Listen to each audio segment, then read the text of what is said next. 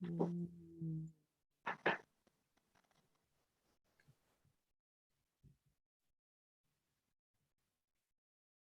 Mana yang mau jadiin host nemenin?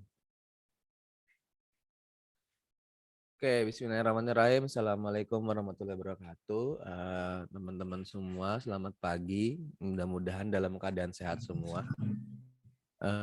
Hari ini kita akan coba sedikit ngobrol-ngobrol, ataupun bahasanya mungkin nanti saya akan banyakkan ngedongeng sebentar. Kurang lebih ada, tadi saya lupa slide-nya berapa ya, 40 atau nggak 45 slide tentang apa sih pelajaran dari market yang bisa teman-teman dapatkan baik secara dari histori masa lalu dan peluang untuk ke depan secara future-nya mau bagaimana. Jadi ini ada salah satu PDF dari yang saya dapatkan dari luar, terus bentuknya bahasa Inggris awalnya, terus saya minta tolong sama Mbak Yasmin untuk ditranslatekan, dan akhir translate-nya saya ganti-ganti dengan pendekatannya bursa saham Indonesia.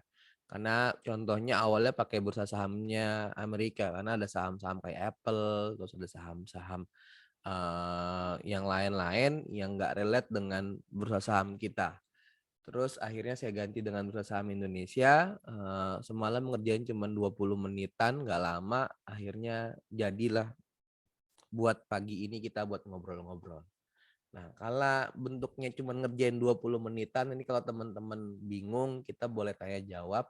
Tapi menurut saya mudah-mudahan ini jadi kayak batu pijakan lah buat teman-teman ke depan biar tradingnya like a pro ataupun emang pengen jadi kayak robot tanpa perasaan. Itu kurang lebih untuk materinya. Kita akan mulai pelan-pelan. Jadi teman-teman ini santai aja karena ini hari libur. Saya juga nggak ada aktivitas pagi ini sampai ntar jam 10 siang. Jadi kita bisa ngobrol lebih panjang. Oke. Dan ini basic knowledge pertamanya adalah ketika teman-teman ingin trading adalah start every trade small and increase it. Jadi mulailah dengan uang yang kecil gitu loh. Dengan uang yang kecil, ketika sudah uang kecilnya sudah mulai menghasilkan pendapatan yang lumayan, maka pelan-pelan di top up boleh. Nah, makanya kita harus startnya dengan uang kecil ini lebih menjaga bagaimana mengontrol emosi cara pelan-pelan gitu. Jadi kalau teman-teman mulainya dengan uang yang besar, biasanya sih ada saja lah penyakit-penyakit yang akhirnya kalau nyangkut menyalahkan saham ini. Ih, saham ini nggak cocok dengan saya ya. Padahal yang nggak cocok itu adalah kita menstarkan dari awalnya salah. Nah, ada salah satu pelajaran yang mungkin lumayan menarik dari materi ini adalah kadang-kadang ada orang yang beranggapan lot besar itu lebih baik dibandingin lot kecil. Iya, benar. Kalau lot besar itu menghasilkan keuntungan. Tapi kalau di awal kita trading bermain dengan lot besar, biasanya detak jantungnya berdegup lebih kencang dan sebagian keluar keringat-keringat jagung yang membuat kita khawatir. Ini sahamnya turun lagi nggak ya?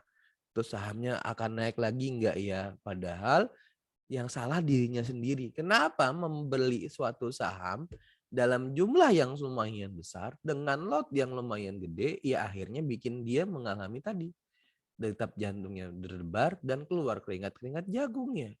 Nah, makanya kalau yang di sini kita sudah mengalami kesalahan yang pertama. Kenapa persalahan pertamanya adalah karena penyebab untung ruginya kita pada lot sizes. Lot size ini yang menentukan apakah kita akan untung ataupun kita akan rugi. Kalau lot size-nya benar, maka ya untungnya lumayan, ruginya pun juga terbatas gitu. Karena di setiap trading itu pasti selalu dua peluangnya, gain atau loss. Dan pasti juga di awal ketika kita beli saham yang dialami adalah mengalami kerugian dulu. Kenapa mengalami kerugian dulu? Ya iyalah, orang kita harus tahu juga setiap kita beli itu sudah kena fee. Maka kalaupun kita jual di break even point, sudah mengalami kerugian dari sisi bayar fee ke bursa saham. Nah, itu harus teman-teman pahami. Dari kecil aja, nggak usah buru-buru. Oke, itu pelajaran pertamanya. Nah, jadi kalau Kalau kita ngomongin kayak begini, suatu saham ada naik-naik, ini contoh sahamnya MSIN, sahamnya naik-naik, kalau emang teman-teman full position ya batasin risiko ketika gagal breakout. Dia ada breakout di sini, ketika dia naik terus jebol lagi area breakout-nya, boleh diluar. Terus batasi juga dengan stop loss agar risikonya tidak meningkat. Kenapa setiap saham di awal itu punya batasan-batasan ini? Biar teman-teman terjaga modalnya, terjaga psikologisnya, dan mau terus-terusan trading. Oke, itu yang number pertama. Kurang lebih ada 24 atau 25, saya lupa. Terus ada pendekatan berikutnya, Mas, tadi kalau kita kecil bagaimana ke depannya untuk tradingnya bisa survive? Ya, kalau teman-teman yakin sahamnya naik, boleh kok average out, nggak salah. Terus kalau ada peluangnya upside lebih dari 20%, ya silakan aja teman-teman temenin sahamnya, nggak usah buru-buru untuk take profit. Nah, poin berikutnya, jika kita ingin menambah posisi, usahakan nambah posisinya gara-gara breakout. Bukan nambah posisi gara-gara dipom-pom oleh seseorang ataupun diajak oleh satu grup ataupun siapapun itu untuk melakukan beli saham tersebut. Kalau sudah breakout disertain dengan akumulasi, biasanya ada gap up atau enggak 2 minggu terakhir lah kurang lebih ada konsolidasi saham itu sideways di area uptrendnya masih ada peluang untuk dinaikkan.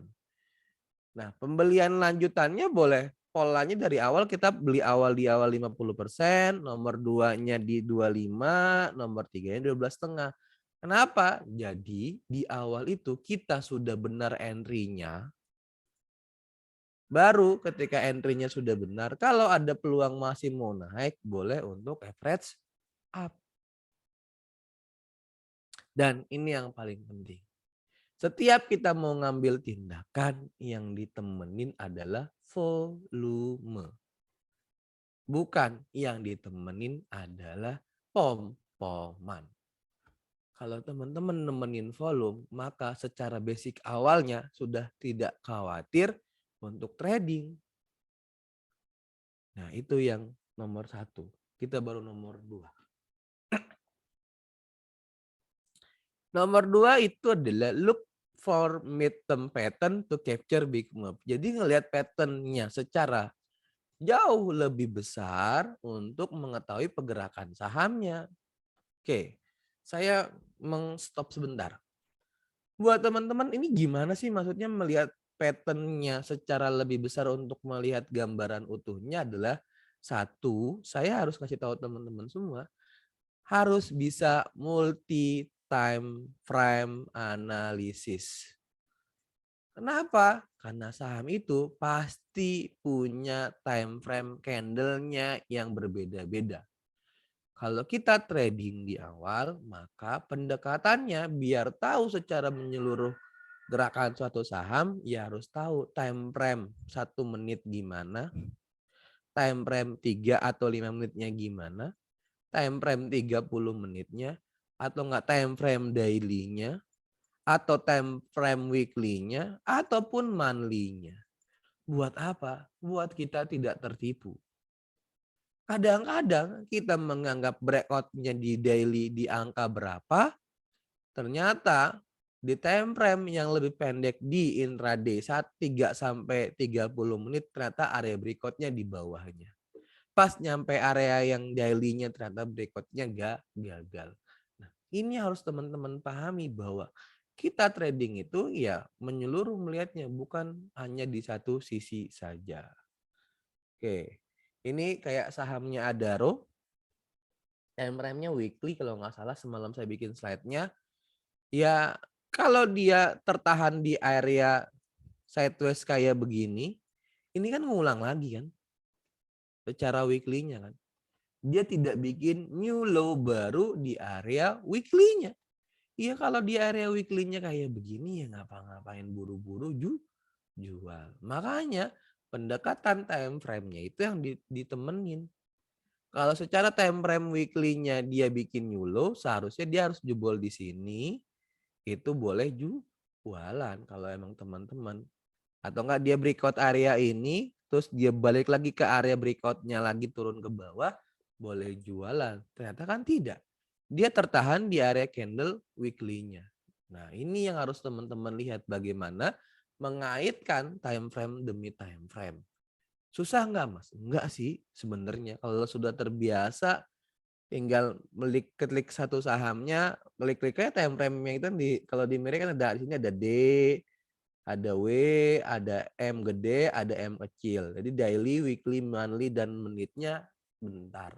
Cukup ngelihat aja. Kalau sudah terbiasa di awal-awal hobi-hobi narik-narik garis, saya yakin sih kalau sudah keseringan trading malah nggak perlu narik-narik garis malah. Itu yang kedua. Jadi ya poinnya adalah pastikan kriteria pemilihan sahamnya sesuai dengan aturan tradingnya teman-teman. Nah ini yang paling penting. Ayo jujur, sudah punya gambaran belum? Style tradingnya mau bagaimana? Atau masih jadi kutu-kutu loncat dengan style tradingnya? Di tempat sana bilang style trading ini baik, style trading itu bagus, akhirnya ikut-ikutan. Terus pindah ke grup yang lain, bilang style trading ini paling baik, ikut-ikutan.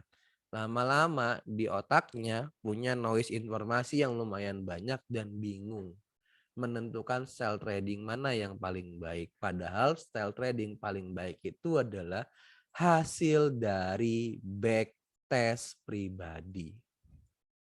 Jadi kalau teman-teman nggak pernah backtest, gimana mau tahu style tradingnya? Lebih baik di backtest saja.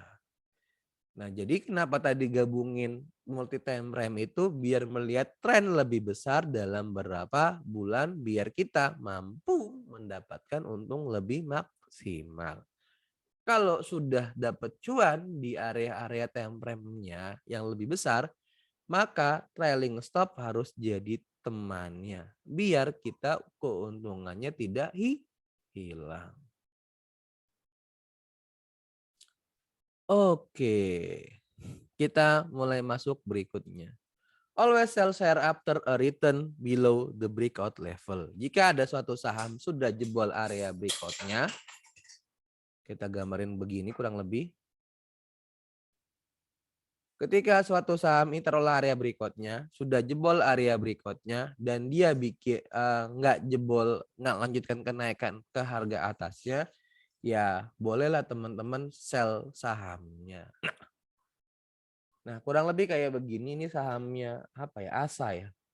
Jadi dia ada area-area breakout di sini yang kita garis, yang dia sudah berusaha 1, 2, di sini 3, sini 4, di sini kurang lebih jebol dikit lah 5, ini nggak gagal. Jadi kalau ada suatu saham sudah menjebol area breakout-breakoutnya, terus dengan dicobain berapa kali percobaan, kalau berapa kali percobaannya gagal, maka berikutnya pasti akan turun. Nah, teman-teman ketika dia sudah breakout dan dia tidak melanjutkan area berikutnya, maka gagal. Ketika gagal boleh jualan. Kadang-kadang ada orang yang denial beli ketika breakout di area garis yang merah ini. Terus ketika harganya turun, nggak mau, buru-buru pasang stop loss. Akhirnya sahamnya nyangkut lumayan dalam. Ini cuman tambahannya saja biar kita lanjut lebih banyak. Oke, yang ini yang paling penting. Ayo. Never sell profit because of feeling, only technical rule. Jadi di saham itu nggak boleh bawa feeling. Nggak boleh bawa perasaan. Karena kalau kita menggunakan feeling, kita nggak punya alasan ke depan. Kenapa ya saham ini dulu saya harus jual? Kenapa ya saham ini dulu saya beli dan lain-lainnya. Karena pendekatannya pakai feeling. Terus kalau pendekatannya pakai feeling, berikutnya sering berandai-andai. Andai saham itu ke atas terus-terusan, maka saya akan jauh lebih kaya. Andai kalau saham itu jebol di sini, maka akan ke sini. ini karena feeling. Padahal semuanya itu harus berdasarkan technical rule yang sudah kita sepakati secara metode pribadinya teman-teman. Sudahkah sudah mengerti dengan technical rule-nya? Ya ini PR ya teman-teman, silakan. Kalau mau belajar monggo. Kalau ada ingin diskusi tentang technical rule mana yang terbaik, monggo setelah kelas ini. Ini contoh sahamnya adalah IPPE yang kemarin berikut ya, iya berikut. Kita ngomongin IPPE dalam sisi pendekatannya adalah dia kalau pakai technical rule-nya, kita tarik garis di sini. Ini disebut sebagai area breakout. Oke, ketika dia breakout dengan kenaikan volume harganya naik sampai di level sini dia terjadi ARB 1, ARB 2, ARB 3, tapi di ARB 1 dan 2 dia kehilangan volume. Maka ya teman-teman kalau beli area berikutnya santai saja. Toh dia masih bikin new, ini higher high, ini di bawah ini higher low, ini higher low, ini higher low, ini higher low. Tapi ya volumenya mengecil. Ketika volumenya ada lagi dia naik dan dia nutup area di sini. Ya teman-teman santai aja, nggak buru-buru take profit. Dan yang di sini kan tertahan kan, nggak bikin new low-nya baru dan dia naik lagi. Makanya kalau teman-teman mengerti area-area technical, lebih tenang, nggak bawa feelingnya di bursa saham. Jadi kalau teman-teman beli di 270, kalau jual di 600 kurang lebih ya dapatlah 200%. Only 1, 2, 3, 4, 5, 6, 7, 8, 9, 10, 11, 12, 13. 14 hari. Itu kalau pakai technical. Kalau pakai feeling, nggak tahu sih berapa hasilnya. Nggak usah belajar ya. Kita langsung aja. Ini yang agak susah. Karena sebagian orang, hold your wins are long possible, that weekly chart is your friend. Biasanya kalau sudah ngelihat di fotonya hijau sedikit saja, buru-buru take profit. Yo, ngakulah Anda semua yang ngelihat hijau sebentar, langsung pengen buru-buru take profit. Padahal kalau kita bisa menemani sekedar sebentar saja melihat time frame secara weekly, maka win-nya jauh lebih panjang dan mendapatkan hasil yang jauh lebih bagus karena tadi chartnya yang ditemenin di weekly-nya. Ini weekly-nya ITMG. Jadi dia bikin put gitu. Ini area sideways trading range-nya. Ini area koreksi tapi di area uptrend trading range-nya. Maka ini secara weekly, bukan secara daily. Dari kalau secara weekly-nya dia kayak begini, belum bikin new low baru, ya temenin saja. Dan ini kan dia jebol area berikutnya lagi. Oke. Nah lumayan kan kalau teman-teman mengerti secara teknikal, jadi nggak perlu trading tiap hari, nggak harus selamanya teman-teman jadi seorang scalper kalau emang mengerti. Itu.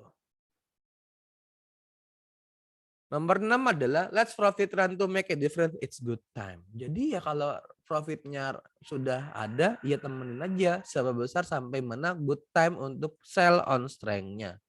Atau bahasanya kita sell SOS atau terjadi patah tren nanti kalau secara candle-nya untuk jualan atau ada volume besar yang mengguyur harga sahamnya tuh turun. Nah, kita masuk ke poin nomor 7. Poin nomor 7 adalah position size mas dynamic. Kenapa? Jadi teman-teman gini loh. Saham itu kan ada namanya bid offer. Betul ya? Ada bid offernya. Dan di suatu saham pasti terjadi perbedaan bid offer kan. Ada yang bid offernya kayak Bumi kemarin yang tiba-tiba 32 juta lot misalkan. Ada saham-saham yang kayak lain yang bid offernya 13.000 lot, ada yang 3.000 lot per bitnya, dan lain-lain. Makanya setiap posisi teman-teman di suatu emiten yang teman-teman beli pasti akan dinamis. Nggak ada yang beda-beda karena terjadi ya perbedaan di harga-harga bitnya ini. Makanya kalau teman-teman mengerti secara volatilitas saham tersebut, belinya akan mengikuti jumlah bid yang tersedia. Minimal kalau bidnya ini 13.000, ya mentok-mentok belinya adalah 30% maksimalnya gitu. Sama kalau ada bid yang jutaan, ya belinya boleh gede. Karena secara marketnya pasti juga ada yang beli secara besar juga gitu. Kalau bitnya emang 3.000, ya beli juga maksimal 30%. Jadi ya 1.000 lot. Tapi kalau bitnya 300, 200, terus teman-teman beli jadi pahlawan tiba-tiba 17.000 lot, ini namanya bunuh diri. Ya, walaupun dinamik ya harus lebih realistis. Makanya cut loss itu jauh lebih cepat dan jauh lebih tenang. Kenapa? Karena kita pengen mengamankan posisi size-nya kita.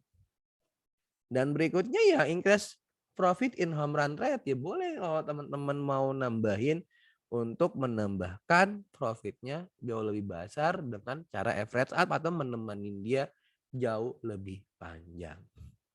Oke, 7 dulu sambil diskusi biar kita panjang ngobrol-ngobrolnya. Teman-teman ada pertanyaan dari nomor 1 sampai 7 yang secara rule-nya. Ataupun nanya-nanyain yang candle-candle ini juga boleh. Monggo open mic sambil kita diskusi sambil saya istirahat minum dulu.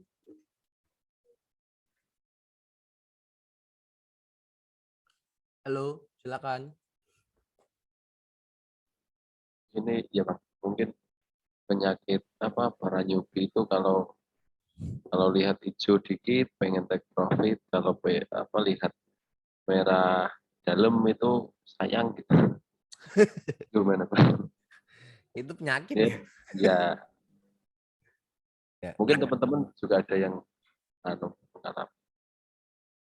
ya kalau saya gini sih. Dan kita kayak whiteboard dulu lah ya. Oke, kalau saya sih ngasih sarannya begini. Ketika hijau dikit, jangan buru-buru take profit, lebih ke arahnya saya ngasih guideline ya.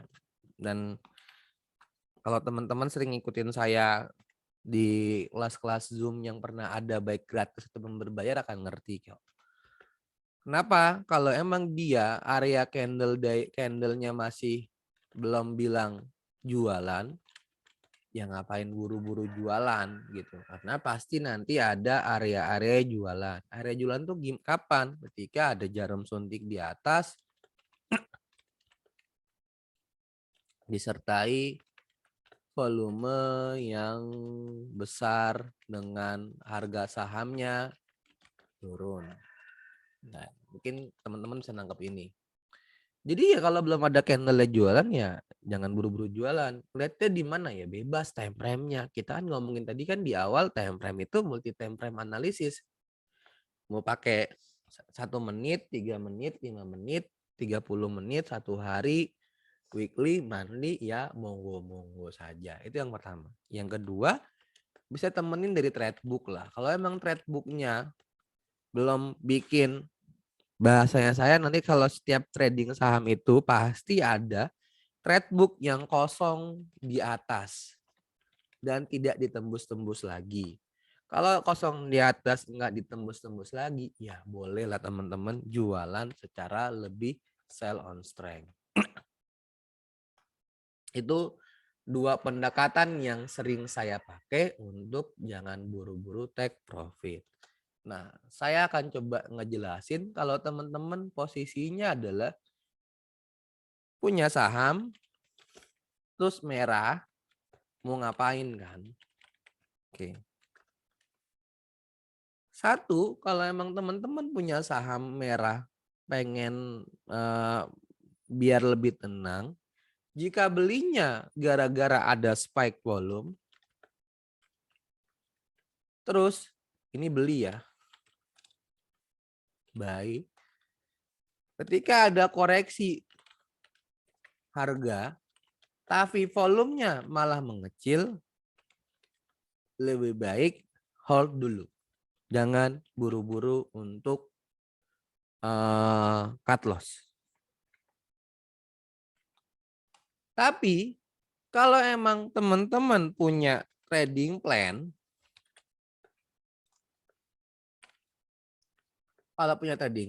dan harga sahamnya turun dan menyentuh area stop loss-nya, ya silakan taat. Ketika stop loss itu jebol, monggo buang kiri dengan lakukan cut loss.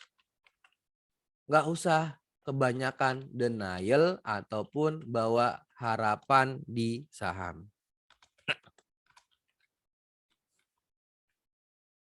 Ini yang paling penting di dua pendekatan ini. Kalau sahamnya merah nggak buru-buru, tapi kalau emang saham itu ya kebalikannya aja. Ada penurunan dengan volume yang gede, ya berarti sudah selesai kenaikannya. Nah ini jawabannya Mas Heru. Pakai time frame berapa itu, Mas? Time frame-nya bebas, Pak. Mau Bapak niatnya apa dulu? Kita nggak ngomongin niatnya Bapak, Pak. Kalau Bapak niatnya scalping, ya time frame-nya boleh 3 menitan, Pak. Kalau Bapak niatnya swing, Bapak boleh ganti ke time frame-nya 30 menitan atau enggak daily. Saya nggak tahu soalnya. Niat orang di bursa saham kan beda-beda, Pak. Gitu. Itu ya, Pak. Oke. Ada lagi yang mau bertanya? Baru nomor Mas, 7. Kita santai itu aja. yang nomor 2 itu ada koreksi harga, tapi volumenya itu turun ya? Iya, Kayak volumenya turun tapi mengecil, ya? bukan turun, mengecil. Oh ya. Boleh hold bentar lah, nggak usah buru-buru lah. Terus gini Mas, aku mau tanya Mas, ini kan tentang kayak psikologi Mas ya.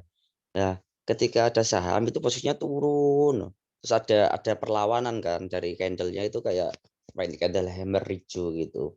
Ada perlawanan kan. Nah, itu kita sudah analisa, oh ini perkiraan bakalan 3 hari itu bakalan naik bertingkat gitu Mas. 3 hari, 4 hari maksudnya, oh ini sudah yakin spekulasi penghitungannya dari daily-nya, dari volumenya dilihat itu ada perlawanan terus nanti bakalan naik.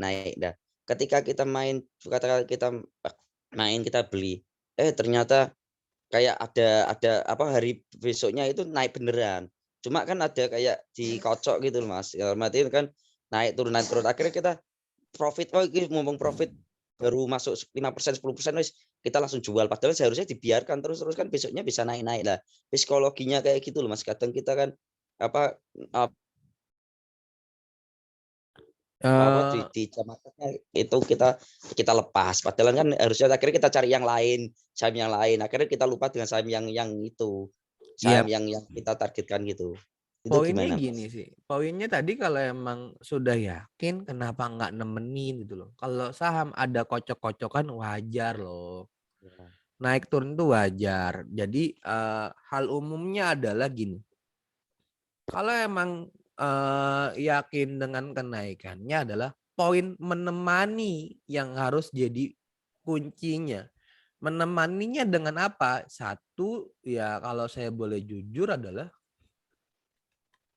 taat dengan trading plan dulu lah gitu loh. Kalau emang taat dengan trading plan dan trading plan itu dia punya area trailing stop, kalau sudah menyentuh area trailing stopnya ya nggak apa-apa jualan gitu loh. Jadi ini yang poin dasarnya. Jadi harus taat dulu dengan trading plan. Setelah trading plannya ditaati, trailing stopnya yang menemani kalau emang sudah naik harga sahamnya. Kalau ada penurunan kenaikan di intraday tradingnya ya wajar lah, namanya juga saham. Bukannya naik terus-terusan kan. Nah, kalau dia sudah gitu ya udah temenin dulu trailing stopnya. Tapi penyakitnya begini. Saya ngomongin penyakit yang umum ya. Oke, dia taat dengan trading plan, sip. Yang kedua, dia taat dengan trailing stop, iya.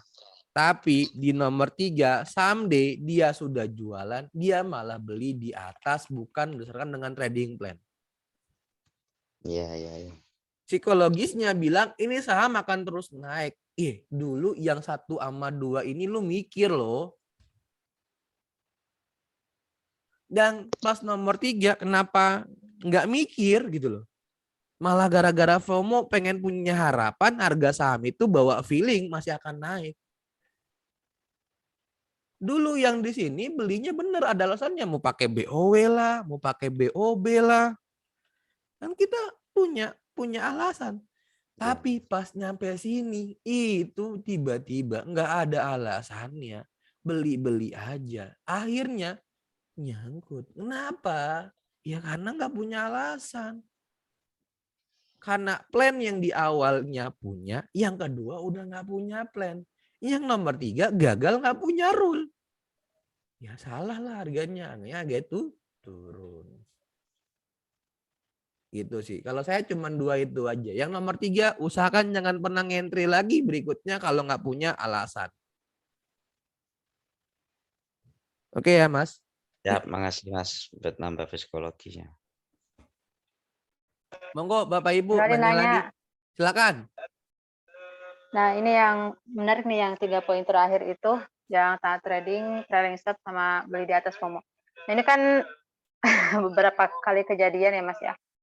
Contohnya lah kayak kemarin ILS gitu ya, sama SMNT. Nah, karena kan saya udah nentuin nih trailing stop di sini gitu kan. Habis di atas terbang tinggi kan. Nah, gimana caranya supaya kita FOMO itu tepat gitu Mas. Jadi enggak udah jelas-jelas itu kan ada peluang banget gitu kan naik tinggi gitu. Cuman karena kitanya ngerasa itu udah kena trailing stop, terus takut dan sebagainya. Jadi enggak masuk padahal kan lumayan banget. Kayak gitu Mas. Kapan FOMO yang tepat ya? Aduh. Saya mikir dulu Pak jawabannya, takutnya nanti jadi salah, saya yang jadi kena panjang. Oh ya gini aja. Kapan saat FOMO itu tepat adalah 1, ketika running trade rame dengan saham tersebut. Oke. Karena running trade-nya rame, poin dasarnya ramenya itu adalah overnya yang dimakan.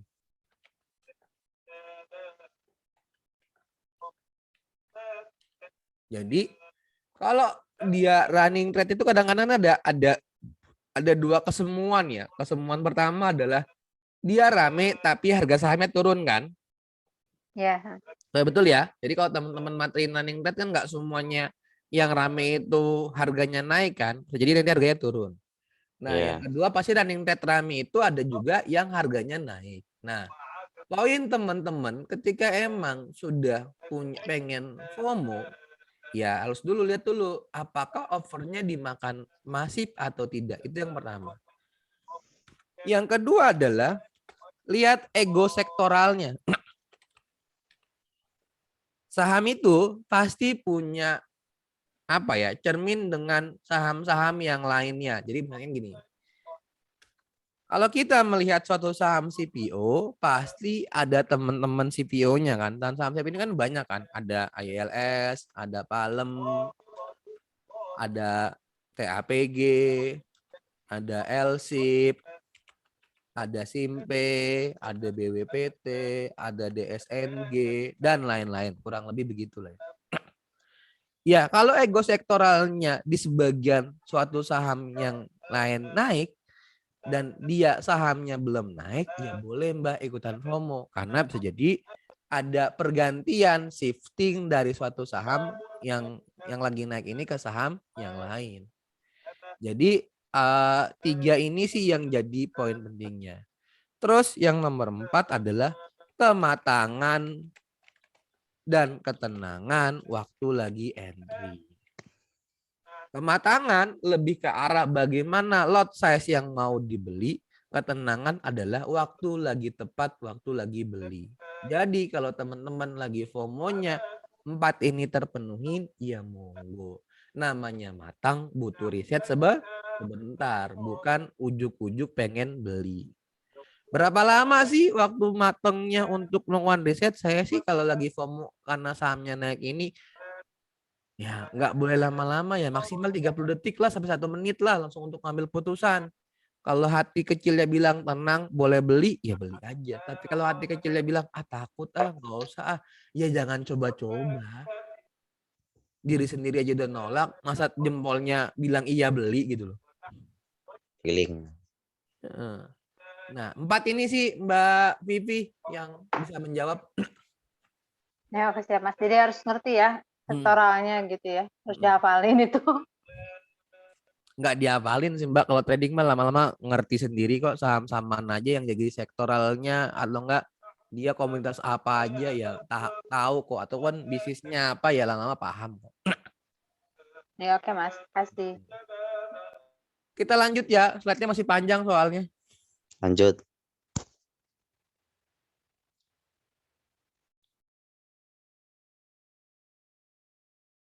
Oke, sudah. Ini sudah slide ya?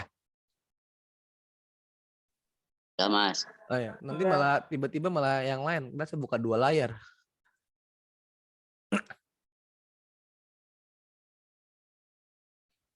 Nah, yang nomor 8 adalah teman-teman punya have exit multi strategis. Jadi kita punya alasan kapan untuk keluar. Makanya trading plan itu harus dibuat secara taat dan punya alasan-alasan logisnya. Kita punya namanya buy area. Kita punya yang paling awal ya, setelah beli itu sebenarnya adalah stop loss, bukan take profit. Biar apa? Iya, biar kita punya alasan melindungi dulu modalnya teman-teman. Jadi kalau sudah punya stop loss, berikutnya adalah punya area take profit 1, 2, 3. Kalau 3 yang jebol juga ya wis, pelan-pelan naikin trailing stop paling bawah. Jadi kalau saham itu yang penting ininya dulu. Maka kalau teman-teman punya trading plan, itu jadi strategi yang harus diulang-ulang setiap saat tanpa keraguan. Kalau stop loss ya teman-teman emang hobinya 7%, ya wis taat aja. Ketika sahamnya belum nyentuh 7%, jangan buru-buru untuk cut loss. Karena setiap orang punya pendekatan beda-beda, apakah dengan trading style-nya atau dengan jumlah duitnya. Nah, exit strategis ini yang paling penting teman-teman. Karena bisa jadi kita salah beli sedangkan saham itu lagi down trend. Atau kita beneran belinya tapi belinya lagi di pucuk ketika menuju penurunan harga saham. Yang ini harus teman-teman pahami. Oke. Nah, ini tadi sama. Jadi teman-teman boleh pakai stop loss dulu. Terus ada trailing stop, ada take profit, ada time stop. Jadi kalau menjual, kalau sahamnya sideways kelamaan kayak gini sahamnya, geraknya situ-situ aja, ya boleh pakai time stop. Lama nih duit aku nggak berkembang. Keluar dulu, cabut lah dari saham ini, cari saham yang lebih baik, ya boleh-boleh aja. Atau keseringannya jualan BEP. Karena lagi niat scalping, sahamnya nggak naik-naik, beli di harga 100, jual lagi di harga 100, cuman rugi fee. Nah, 5 inilah exit strategisnya teman-teman yang harus selalu dipakai. Oke, ini harus dibikin setiap saat tanpa keraguan. Makanya kalau ini berlaku, tradingnya like a robot. Ya sudahlah, robot aja. Cut loss ketawa-ketawa, take profit bersyukur. Terus pas lagi take profit harga sahamnya makin naik, ya sudah nggak mau dikejar karena sudah takut nggak punya analisa lagi di atas.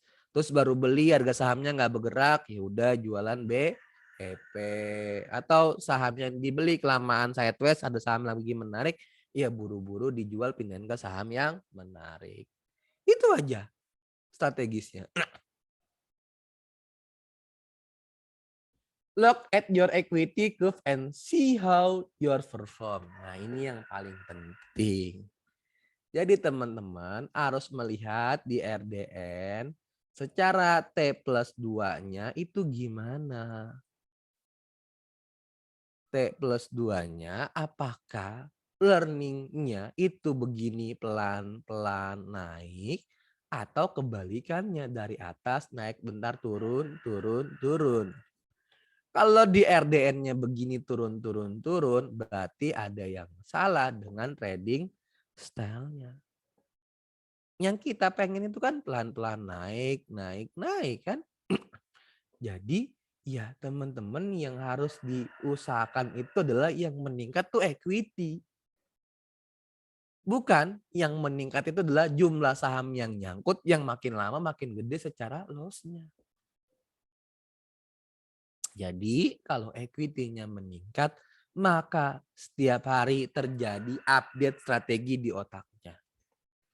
Dia akan melakukan terus pelan-pelan perbaikan, perbaikan, perbaikan. Dan dia akhirnya tidak suka dengan emiten, tapi suka dengan cuan. Emitennya boleh berganti-ganti kalau dia masih bisa ngasih cuan. Bahkan kalau emitennya boleh sama-sama kalau dia ngasih jadi ATM harian. Kalau dia nggak jadi ATM harian, lebih baik dilupakan. Langsung lompat ya, ada nomor 10 nih. Stay in your niche and trade with discipline. Jadi kalau teman-teman sudah punya saham-saham favorit, itu jauh lebih baik dan disiplin di saham itu dibandingkan berganti-ganti saham yang nggak tahu pergerakannya. Kadang-kadang banyak yang ngejapri saya itu ada saham yang nggak pernah saya beli sama sekali. Ada waktu itu yang pernah nanya Roni, Pani, apalagi ya. Pokoknya banyak saham-saham yang aneh-aneh yang nggak saya tahu terus kayak BESSR atau apa ya sebenarnya. Pokoknya ada saham-saham yang aneh itu. Kalau saya nggak tahu di saham, terus saya bilang saya nggak ngerti saham itu gimana gerakannya karena bukan masuk dalam niche atau nggak favorit saya. Nah, teman-teman pun nanti seharusnya punya juga dong list-list saham favoritnya. Bahkan ada list-list saham yang di blacklist. Pasti ada dong saham-saham blacklist yang udah 2-3 kali trading di sana nggak dapetin untung, ini dapetin rugi, terus-terusan yang ngapain dibeli. Nah yang ini teman-teman silakan tentukan sendiri. Nomor 12 adalah jadikan trading sebagai eksekusinya pro. Ini gampang lah, nggak ada penjelasan lebih lanjut. Oke. Ini juga nggak perlu karena kita nggak jadi seorang yang fundamental analysis, kita trading semua. Oke, kita masuk yang nomor 14. Stock selection criteria only have one function. Jadi ini karena slide-nya bahasa Inggris pakai ada pada apelnya. Jadi kalau teman-teman kalau melakukan seleksi kriterianya adalah hanya satu fungsinya saja. Dan ini yang paling penting adalah dalam memilih kriteria suatu saham itu harus sama terus secara pola pemilihannya. Maka dari sini teman-teman akan punya watchlist. Oke. Watchlistnya silakan dibobotkan. Mau dari yang ini 50% saham A, yang saham B 30%, saham C 20%, ya monggo. Jadi punya bobot. Dari bobot itu, maka kalau teman-teman dari watchlist-nya ada yang gede 50%, maka secara lot size-nya bisa jadi lot portfolio yang 50% ini jadi 30% misalkan. Ya boleh-boleh aja. Yang ini misalkan cuma 10% dari portfolionya. Yang ini cuma 5%. Sudah habis uang 45% kan dari RDN. Sisa 55. Ya wis, 55-nya adalah standby cash. Kenapa penting standby cash?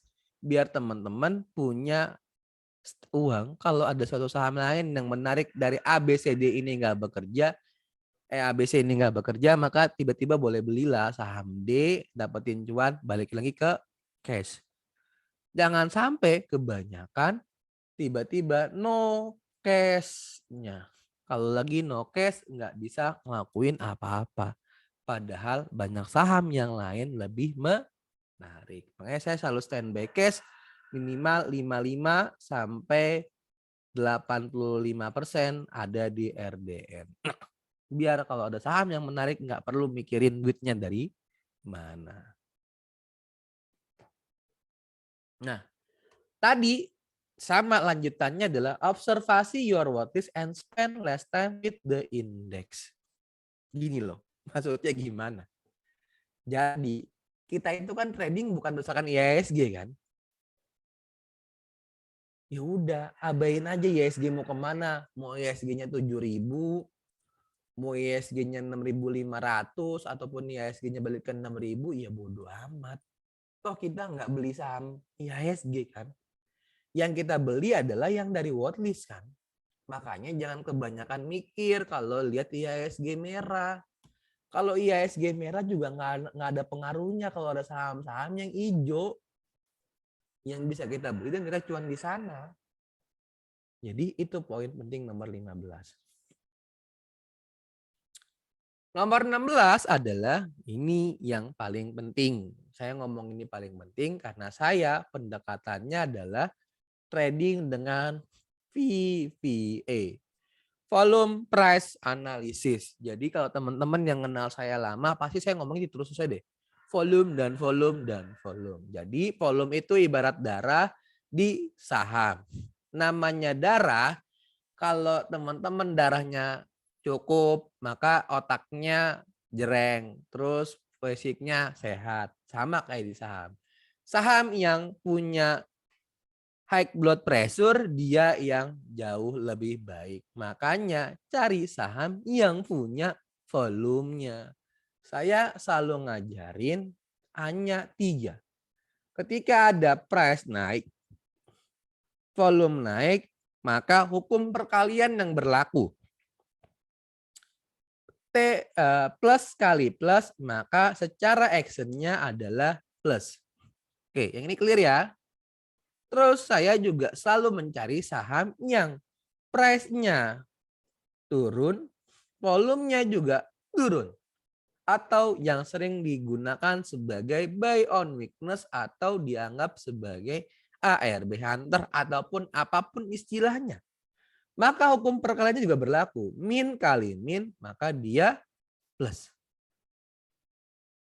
Oke, clear? Atau juga saya selalu cuman pakai 2 ini aja. Nggak pernah mau pakai yang hukum perkalian yang lain. Kalau P-nya plus, V-nya min, kan kalau hukum perkaliannya jadi min kan. Atau yang lainnya kebalikannya lagi di sini adalah P-nya min, volumenya plus, maka dia min. Kalau price-nya turun, volumenya plus, ini namanya guyuran. Wah, ada volume gede kok harganya turun. Kalau yang ini harganya naik tapi volumenya mengecil, ini namanya anomali. Tugas teman-teman cukup cari yang 2 di bawah aja. Makanya trading itu cuma nunggu momentum, nggak buru-buru beli. Oke, clear ya? Kenapa saya pakai volume? Alasannya cuma simple. Kalau pakai volume itu dia adalah bukan sesuatu yang menipu. Karena pakai volume itu terjadi perpindahan duit dari satu orang ke orang lain, maka harga sahamnya bisa naik dan bisa turun. Jadi buat teman-teman yang pakai pendekatan yang lain, sorry to say, kalau ketemu saya nggak pakai yang lain-lain. Mau pakai RSI, mau pakai Elliott Wave, mau pakai stokastik, mau pakai MACD, mau pakai MA, Fibonacci, dan lain-lainnya, saya nggak pakai. Semua itu kalah dengan orang yang punya duit dan orang yang punya barang. Makanya itu akan terjadi namanya volume.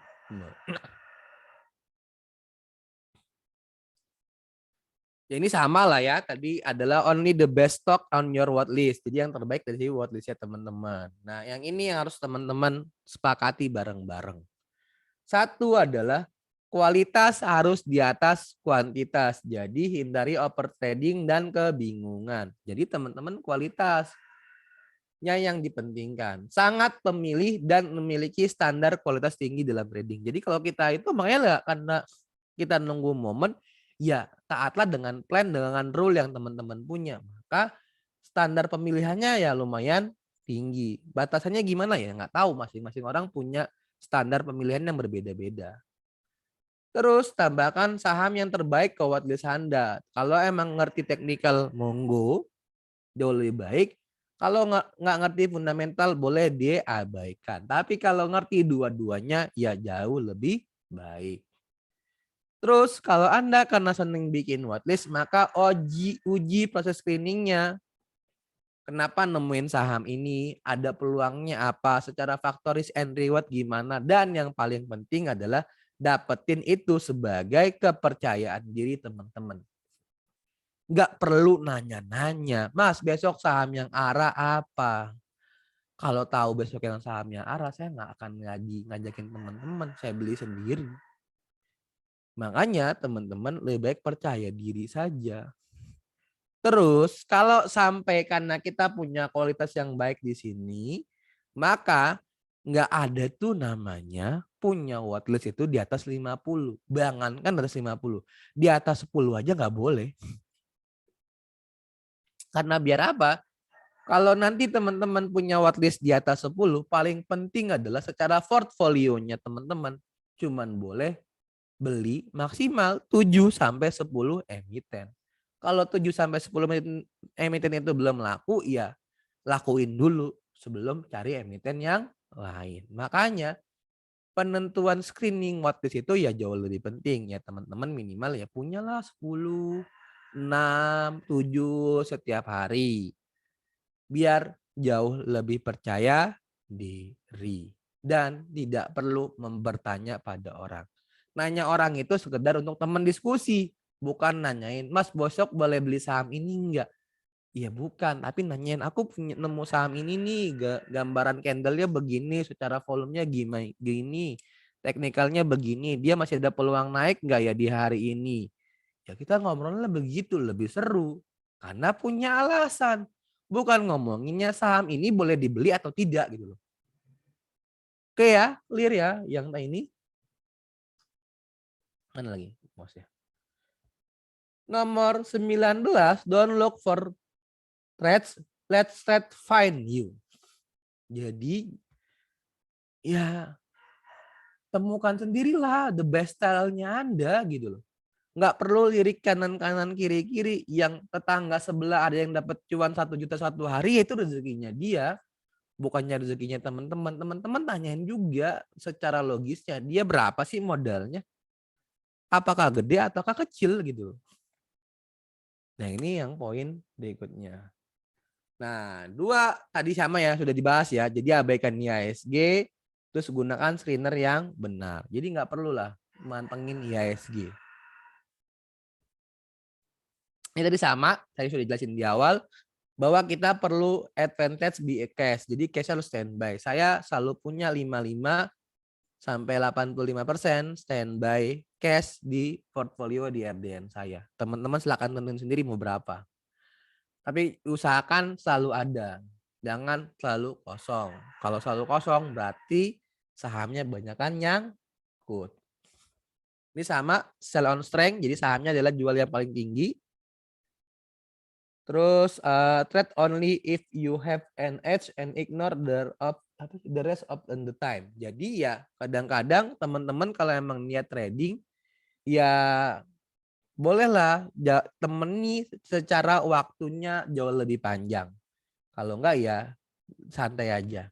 Nah, yang paling penting yang di sini adalah yang menghancurkan secara kapital itu adalah karena teman-teman tradingnya secara agresif atau over trade.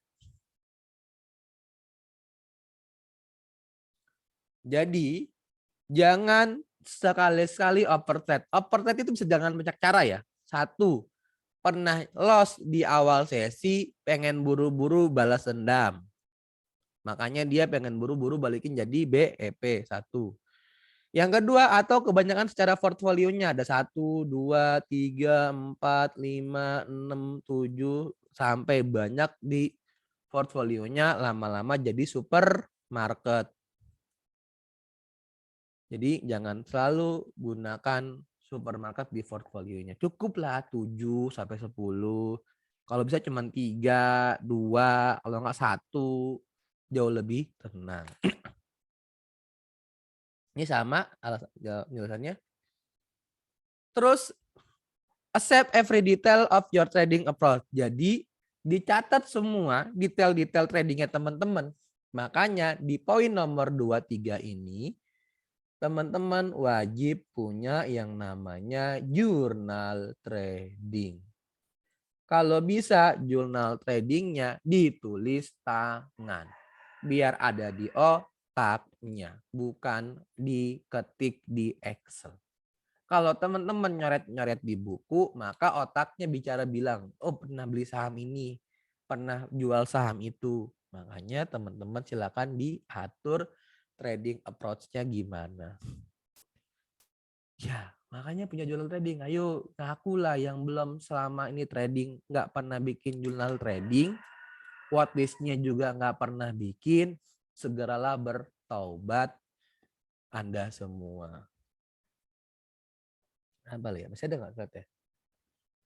Terus nomor 3, abaikan trading where you can with a rewarding position. Jadi kalau tradingnya secara reward itu tidak menarik, lebih baik dilupakan. Karena lebih besar faktor risiko itu, maka bikin kita lama-lama jadi gembel.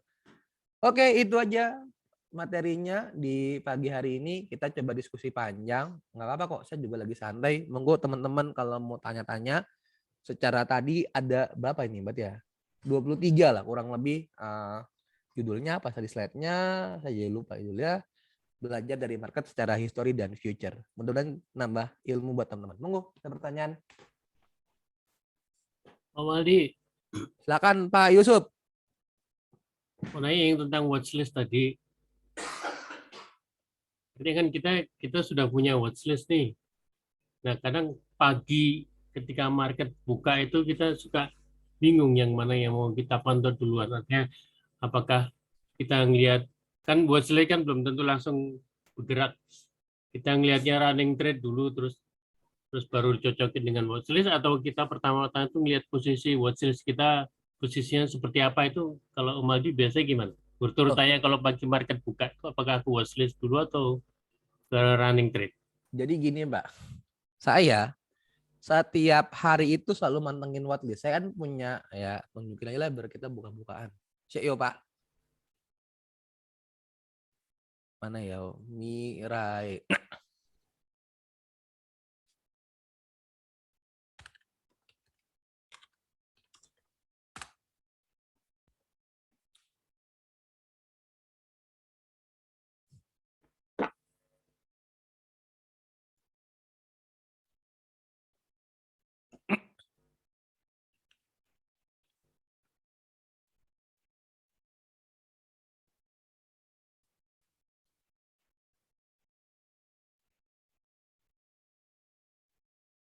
Jadi kalau saya selalu gunain di awal tuh sudah punya matrix Pak. Jadi punya saham yang dipantau di hari-harinya. Poinnya adalah dari watchlist ini saya sudah menempatkan kalau emang saham ini menarik maka saya akan beli. Kok jadi begini dong ya? Oh ini kegedean ya. Makanya nggak muncul. Misalkan saya ini jadikan sebagai 8 kurang lebih gini. Ini tampilannya Pak, Mirai ya Pak? Ya. Ya. Matrix. Nah, jadi kalau saya setiap hari itu punya watchlist, waktu itu saya pantau sih Pak. Kan sahamnya apa? Misalkan kemarin CPO saya beli Simpe. Terus ada lagi yang kemarin saya punya SMMT. Terus ada lagi kemarin yang dibeli-beli itu apa aja ya? Palem yang diarah. Jadi saya selalu menempatkan posisi matrix itu sebagai watchlist di sini, Pak. Kalau Pertama dia lihat nggak lihat watchlist dulu ya. iya, kalau dia nggak bergerak, baru pelan-pelan pindah ke running trade, Pak. Tapi kadang-kadang balik lagi ke sini, Pak. Hmm. Jadi pindah-pindah aja. Kalau teman-teman kekecilan layarnya, ini ada fitur 1, 2, 3 ya. Boleh lah taruh di nomor 2 lah watchlist ya, Pak, gitu loh. Kalau nggak nomor 3. Atau bisa juga langsung pakai yang ini apa namanya kodenya? Apa ya? Kok jadi lupa ya? Stok. Running trade with Enggak, yang cuman watchlist doang, Pak. Oh. Apa ya namanya? 1, 2, 3, 4. Interstok 1, 2, ya? 3, 4. 3, 3, 4 ya? 1, 2, 3, 4. Enggak, 003, sorry. Ini kan teman-teman bisa isi sendiri kan watchlist-nya kan. Kira-kira di harga berapa di hari itu yang pengen dipantau kan. Jadi ya bisa pakai inilah. Misalkan kita mau naruh bikin watchlist, Pak. Besok tuh hari apa ya? Jumat ya, Mas? Tanggal berapa ya? 4 ya?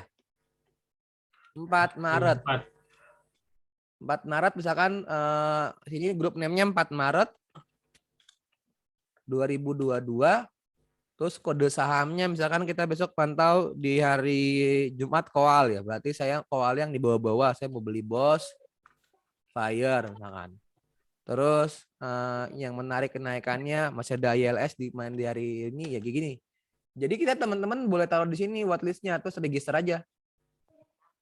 Oke, nanti dia akan muncul. Ya, Bapak kan tinggal kelihatannya ini ada kelihatan secara ini kan kelihatan kan di mana price di hari itu berapa perubahan change-nya, terus high-nya berapa, low-nya berapa, bid volume-nya berapa, bid offer-nya berapa, dan offer volume-nya berapa, dan volume terakhirnya berapa. Jadi kalau mau pakai 003 secara watchlist juga boleh, Pak. Jadi langsung terkumpulan ini. Nanti kalau Bapak bosan-bosan nih lagi gabut, Pak, diklik-klik aja kan ada tambah-tambahnya ya. Tanggal 4, tanggal 5, tanggal 6. Maksudnya watchlist-nya nggak ada yang bekerja, terus running trade nggak ada yang menarik. Boleh dong recall watchlist sebelum-sebelumnya dong. Gitu. Nah ini taruh aja Pak. Ini satu layar sendiri boleh lah Pak. Kalau kebanyakan mantengin metric mini stock price bingung, ya tam ini boleh Pak. Kenapa metric mini stock price saya pakai? Biar tahu secara posisi bid offernya, bidnya berapa, offernya berapa, apakah menarik saya mau entry atau tidak gitu. Gitu Pak. Gitu ya. Baru kalau dia nggak gerak ke running trade-nya. Iya, baru kalau nggak gerak cari yang menarik dulu, Pak. Makanya kan tadi yang poin dasar awalnya adalah harus standby cash-nya kan, Pak. Kalau cash-nya nggak standby mau ngomongin apa, Pak? Oke, clear ya, Pak? Oke, yuk, kasih. Monggo yang lain mau bertanya Mas Fauzi yang udah raise hand, silakan. Assalamualaikum warahmatullahi wabarakatuh. Waalaikumsalam warahmatullahi wabarakatuh. Nyepi, Mas. Selamat pagi, Mas Aldi. Pagi. Kenalkan saya Fauzi dari Jember. Mungkin ada teman-teman yang di Jember bisa Ngobrol. ketemuan lah. Mas Aldi, saya ini kan kadang kan kita bingung ya mau screening saham itu kan. Nah, tips dari Mas Aldi kalau misalnya kita mau screening saham itu kan banyak 700-an gitu kan. Nah, tips yang sederhana bagi pemula untuk screening saham itu toolsnya kira-kira pakai apa ya? Itu Mas Aldi, terima kasih. Assalamualaikum warahmatullahi wabarakatuh. Saya jelasin guideline-nya aja ya Pak. Nanti kalau penjelasan utuhnya Bapak lihat video-video saya yang di YouTube yang di grup CDS ya Pak. Siap. Jadi kalau mau bikin watchlist, pendekatannya cuman 2 Pak. Area buy-nya ya. Kita ngomongin buy-nya cuman 2. 1, boleh pakai buy on weakness, jadi beli di bawah. Yang kedua, boleh pakai BOB, buy on breakout, beli di atas yang pengen dijebol breakout-nya. Kalau BOW, pendekatannya Bapak kalau di stok di setiap brokernya Bapak itu punya tampilan yang namanya stock gainer and loser atau enggak pilihan saham-saham mana yang naik dan turun. Nah, kalau ini tinggal cari yang loser-losernya aja, Pak. Dari saham-saham yang loser kira-kira di mana tertahan ada support di situ, apakah dia akan ada rejection atau nggak pullback di sana, ya boleh dibeli di area-area itu. Jadi yang pakai yang loser. Jadi saham-saham yang penurunannya adalah mungkin dari 1 sampai 7%. Dilihatin dulu, Pak. Saya orang yang 100% masih fully manually, Pak. Nggak pakai bot, nggak pakai apapun untuk melakukan pembelian. Saya melakukan bikin watchlist. Jadi saya cek atu-atu biar saya punya memorize di otak saya terkait dengan saham tersebut. Kalau saya pakai bot walaupun mempercepat proses screeningnya, tapi saya nggak punya melihat candle dia di hari-hari tersebut, kalau nggak di hari-hari sebelumnya. Jadi itu yang pertama. Terus kalau pakai yang buy on breakout, ya pendekatannya Bapak cari yang gainer. Kalau gainer kan dari panjang ya Pak, dari 1% sampai yang arah 35%. Kira-kira masih ada peluang upside tidak untuk mau beli saham tersebut gitu. Nah, dari dua ini nanti Bapak tinggal bobotin aja Pak. Misalkan dapat saham nih Pak, dapat 3 atau enggak sampai 7 lah emiten yang di watchlist. Ya Bapak bobotin aja kira-kira secara persentase mana yang lebih dulu jadikan sebagai posisi untuk entry. Itu yang pertama ya Pak. Jadi misalkan saham ABCD ini bobotnya ada yang 30%, 50%, jadikan sebagai lot sizingnya Bapak lebih besar di saham tersebut karena yakin ada kenaikannya. Itu yang berikutnya. Berikutnya adalah saya setiap subuh itu bacain news sih, Pak. Sama kayak gini kan kalau lagi gabut kan nggak ada kegiatan baca-baca news ya, Pak. Jadi ya bacain news kira-kira mana yang menarik hari ini secara newsnya. Nah, kalau news yang menarik ya saya akan jadikan saham itu sebagai watchlist, tinggal lihat dulu dia areanya di mana, apakah dia areanya masih di bawah atau di atas. Berikutnya, saya akan selalu melihat sentimenten komoditasnya, Pak. Kemarin kan Koal naik 47% kan dalam satu hari. Ya mungkin di hari Jumat watchlist saya ada saham-saham batu bara sih Pak. Sama kenapa di watchlist saya kemarin ada saham CPO karena CPO-nya nyentuh ATH. Makanya saya memasukkan saham CPO di hari Rabu untuk jadikan sebagai watchlist. Kurang lebih begini sih Pak, bikin watchlist setiap hari. Capek ya capek, tapi karena emang dapetin duit ya mau nggak mau harus dikorbankan waktunya. Berapa lama? Ya minimal setengah jam, maksimal 2 jam lah. Kalau yang saya dapat malah kebalikan loh. Ada di luar sana kayak Mark Minervi itu bikin watchlistnya 8 jam, tradingnya cuma 1 jam Pak. Ya teman-teman ya kalau emang serius mau trading ya bikin watchlistnya jauh lebih lama lah. Karena itu jadi kayak stock universe teman-teman. Itu Pak Fauzi. Siap, Mas Aldi. Ternyata trader itu ya harus disiplin dan banyak ini juga ya. Banyak kerjaan juga ya ternyata kan. Iya, kerjanya banyak, Pak. Kalau saya kadang-kadang sering marahin teman-teman, bilang trading itu mudah. Bullshit lah, Pak. Iya, ternyata harus serius gitu ya kan. Kayak Mas Aldi gini subuh-subuh udah bangun, udah bikin baca-baca news gitu kan ya. Sesuatu yang kadang susah juga untuk kita lakukan. Makasih Mas Aldi. Sama-sama, Pak. Silakan Bu Ratna. Monggo mau nanya. Assalamualaikum, Kak Waalaikumsalam, Al. Bu. Ibu nggak mau dengerin kajian Ustadz siapa?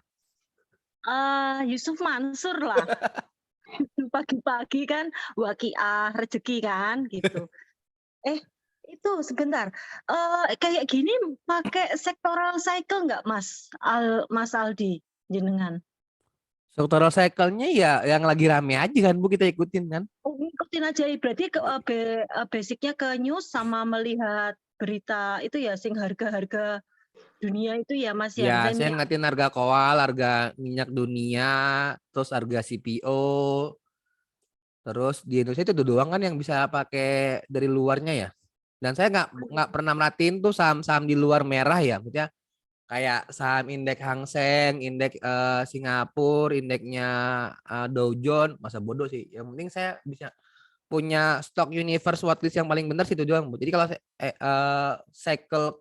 cycle sektoralnya ya pasti kan terpantau dong, Bu, kalau saya kan. Mm-mm. Pasti kan tadi perubahan-perubahan ya. Kan kita tahu lah dulu ada bank digital, habis bank digital pindah ke sektor konstruksi gitu kan ya. Habis konstruksi pindah ke kemarin bentar-bentar ada ke apa ya? Mobil-mobil listrik-listrikan kan, electric vehicle gitu kan. Mm-mm. Terus pindah lagi beberapa hari terakhir ini kan pindah ke komoditas kan, kowal dengan CVO kan. Mm-mm. Ya sudah ngikutin aja, Bu. Kita Kayak gini cari biasa cuan. sampai berapa lama ya Mas biasa nih kayak gini? Ketika terjadi patah tren di saham itu saya lupakan. Jadi kalau saham itu dalam konteks candle ya, dia membuat new low baru di beberapa titik baik daily, Oke, weekly oke. ataupun monthly-nya. Ketika itu dia bikin new low jebol, ya saya lupakan. Berarti kalau sekarang kayak modelnya seperti saham Kowal. apa ki ya SMMT nyebut emiten ya Mas ya? Yo, ora apa-apa, Bu. IPPE terus apa kuwi aduh sing wingi dituku ADMR kayak gitu kan. Itu kan wis di atas apa di tinggi gitu loh. Sky is limit ngono ya, istilahnya begitu ya. Terus No pertanyaannya? limit gitu ya. Ya berarti masih berani kita beli gitu Oh, kan? berani, Bu. Oke. Karena posisinya adalah IPP kan CPO, Bu. Heeh. Ya. SMMT, ADMR kan kowal. Iya, iya. Dan kemarin kan Walaupun baru keluar harganya kan. tinggi banget gitu loh. Kalau kita ngeliat kalau itu all time high gitu kan, udah tinggi Ya, banget. kalau Nggak masih apa-apa ya punya, Mas, tetap aja beli ya. kalau masih ada peluang upset dan kita masih secara risknya terbatas, ya nggak ngapain takut sih, Bu. Lah dulu bank digital lagi naik-naiknya saya tetap borong juga, Bu, di atas harga-harga pucuk. Karena lagi momentum aja. Setelah momentumnya bubar ketika dia emang, kalau saya bilang ini ya, ketika saham itu bikin jarum suntik kayak gini loh, Bu. Di atas ada jarum Iya, suntiknya banyak. begini, terus besoknya ada percobaan lagi dia nggak jebol juga, Bu. Dia malah begini, di bawahnya lebih, ketika dia sudah naik nih, nggak jebol area ATH ininya, saya akan udahan. Oh, oke. Apapun warna candlenya ya Mas, kan bisa Iya, merah, bisa mau biru merah, nih. mau hijau saya udahan. Oke. Karena sudah nyobain jebol area berikutnya ini dia nggak jebol dan ini malah bikin volume lebih gede, saya udahan, Bu. Oh iya, nek volume gede berarti jualan ya. Ini awal new trend, downtrend, Bu. Dan ini selalu berlaku kok di semua sektoral saham apapun itu loh. Jadi ketika ada jarum suntik, ada percobaan berikutnya, kecuali dia begini, ini volumenya mengecil, ya santai aja. Dia cuma bikin correction dong. Nek volume mengecil berarti wajar. Wajar, correction kan. Tapi kalau dia begini, terus ini volumenya gede, bahkan minimal dia sama dengan volume kenaikan yang jebol berikut ini, udah habis, Bu, pestanya. Oke. Gitu. Oke. Nah, terus kalau untuk watchlist yang beli sore, jual esok gitu ya. Mas Aldi kan suka beli juga kan pastinya ya. Nah, itu pakai apa Mas? Yang di RTI itu ya, top gainer gitu ya, Mas? Enggak, aku langsung lihat dari running trade kan lagi trading, Bu. Oh, gitu. Kalau saya tetap kalau yang mau digunakan sebagai saham jajan-jajan sore, indikator saya tetap ada satu adalah saham itu bikin new high candle sebelumnya. Atau dia candlenya bentuknya jarum suntik dari bawah, Bu. Ini harian atau menitan, Mas? Harian. Yang Mas lihat? Oh, hariannya, daily-nya ya. Daily-nya. Oke. Jadi dia new high candle. Jadi misalnya nutup candle sebelumnya. Kalau candle sebelumnya tertutup, saya temenin.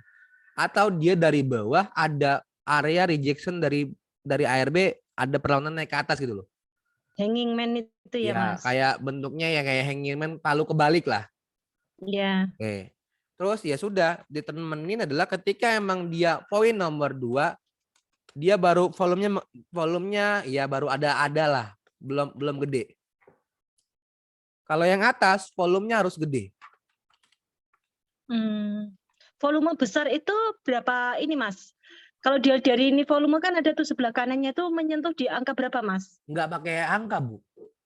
Apa? Terus patokannya apa? Sebelumnya, Patokannya bulan sebelumnya. average rata-rata volume daily-nya, Bu. Kan kita punya saham itu kan kalau punya candle volume di bawah kan ada begini kan, ada begini, begini.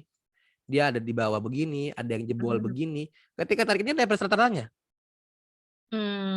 Jadi ketika dia jebol average rata-ratanya baru saya temenin. Itu hanya dilihat dari chart saja ya Mas ya? Iya, usah nggak pakai perlu ngatin hitung-hitung berapa kan? besar volumenya, Bu. Oke. Yang penting jebol average rata-rata volumenya.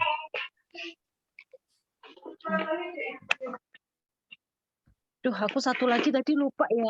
Ada satu lagi saya lupa Ya, Mas. nanti Ibu Mau selawat nanya dulu, lagi, Bu. lupa. Nanti istighfar, nanti kalau udah inget buka mic lagi. Iya wes. Suun Nah. ya Mas. Yo. Monggo teman-teman yang lain. Mas, Iya, Bu Pivi. mengenai tadi standby cash ya, itu berlaku di akun trading ya?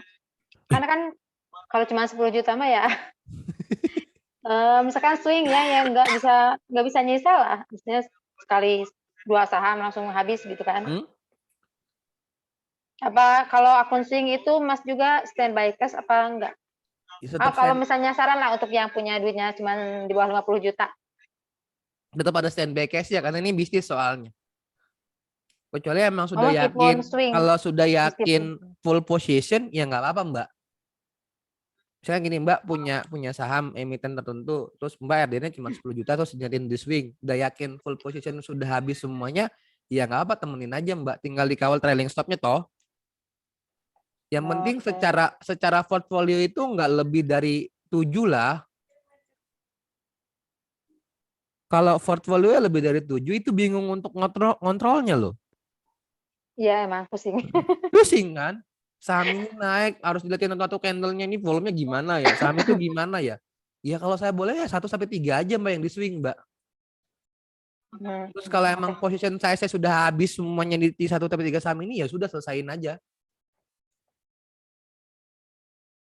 Oke, jadi nggak ada acuan ya. Jadi kalau emang udah yakin beli, sudah punya posisi, ya sudah. Tinggal ditemenin saham tersebut dong. Oke, itu ya jawabannya ya. Ya, terima kasih Mas. Ini ada lagi yang mau nanya 70 orang. Monggo open mic aja. Nggak ada, udahan ya. Tanya Mas. Siap, Mas Abdul. Kan sampai sekarang kalau mau average up saya kadang-kadang masih banyak keraguan. Itu poin pertama kalau trading. Terus yang kedua emang ya saya masih tadi kalau emang porto masih agak kebanyakan ya. Ini saya juga lagi berusaha ngeluarin, tapi kadang-kadang keluar 2 atau 3 masuk 1, jadinya kayak nggak berkurang nih. Terus yang poin yang berat itu memang kalau kadang-kadang kita dapat momentum itu malah ragu-ragu.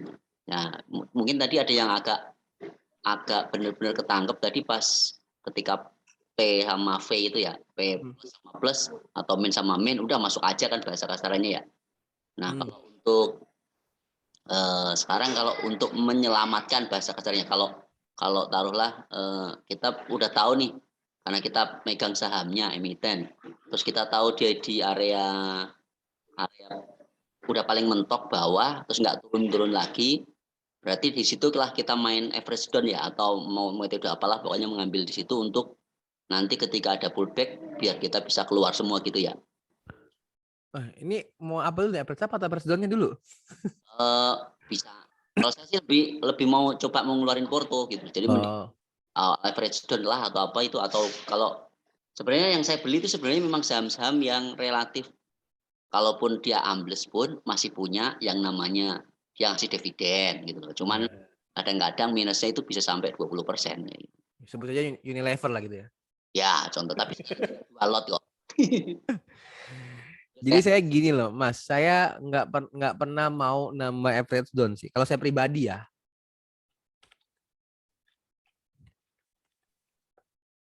Jadi kalau saya pribadi nggak pernah average down. Saya lebih suka adalah saya punya standby cash, Terus standby cash ini saya beliin suatu saham tertentu dan saya cuan di sini. Lalu cuan itu saya akumulasi pelan-pelan. Kalau sudah nyentuh di area-area saham yang tadi nyangkut, saya akan keluarin pelan-pelan saham tersebut. Jadi saya secara portfolio RDN saya minimal ada pertumbuhan cash, tapi pelan-pelan berkuranglah saham-saham nyangkutnya. Entah berkurang dari sisi lot size-nya, pelan-pelan. Misalkan saya beli di awal tadi sahamnya ada 1000 lot misalkan. Terus beli saham ini nih, beli saham, terus dapat cuan. Terus saya dapat 1,3 juta. Nah, saya ambil yang 300.000-nya, ngeluarin yang 1000 lot ini. Keluarlah dia 300.000, ya nggak tahu berapapun nanti dapat lotnya. Yang penting dia keluar. Jadi saya berkurang jadi tinggal misalkan jadi 1000 tinggal 900 gitu. Kalau nggak jadi tinggal berapa. Jadi selalu pakainya begitu. Kalau pakainya average down, risikonya adalah kalau lebih dari 20%, gitu kan ya. Kan repot Pak, naikin ke atas 20%-nya. Bahkan kalau kita mau pakai Martin Angel, biar dia minimal cuman 1% kalau nggak 3%, itu kan belinya harus 12 kali lipatnya dong dari harga saham awalnya kan. Iya. Nah itu yang agak repot akhirnya. Kebanyakan nanti malah punyanya kegedean dan nggak tahu fase area yang kita tadi sebut sebagai support kuat area pullback-nya itu kalau jebol gimana? Makin dalam dong. Dan makin gede dong secara posisi cash, posisi portfolionya dong. Iya. Nah, itu sih yang saya lakukan. Saya lebih baik saya subsidi silang dari saham yang lain yang dapat cuan, saya keluarin pelan-pelan dibanding harus average down dari 20% untuk dapat 1 sampai 3 itu ngaliinnya gede soalnya. Ini sih udah mulai saya coba begitu sih di bulan Februari kemarin, cuman tetap biar nggak saya kehilangan motivasi, psikologinya nggak karu-karuan, tetap saya di akhir bulan tetap saya coba keep tetap netnya tetap net profit. Iya nggak apa-apa, yang penting ada dapat bawa cash pulang, pelan-pelan saham nyangkutnya hilang. Dibanding average down sih, kasihan kalau average down sahamnya karena tren itu kan selalu harus konfirmasi banyak ya.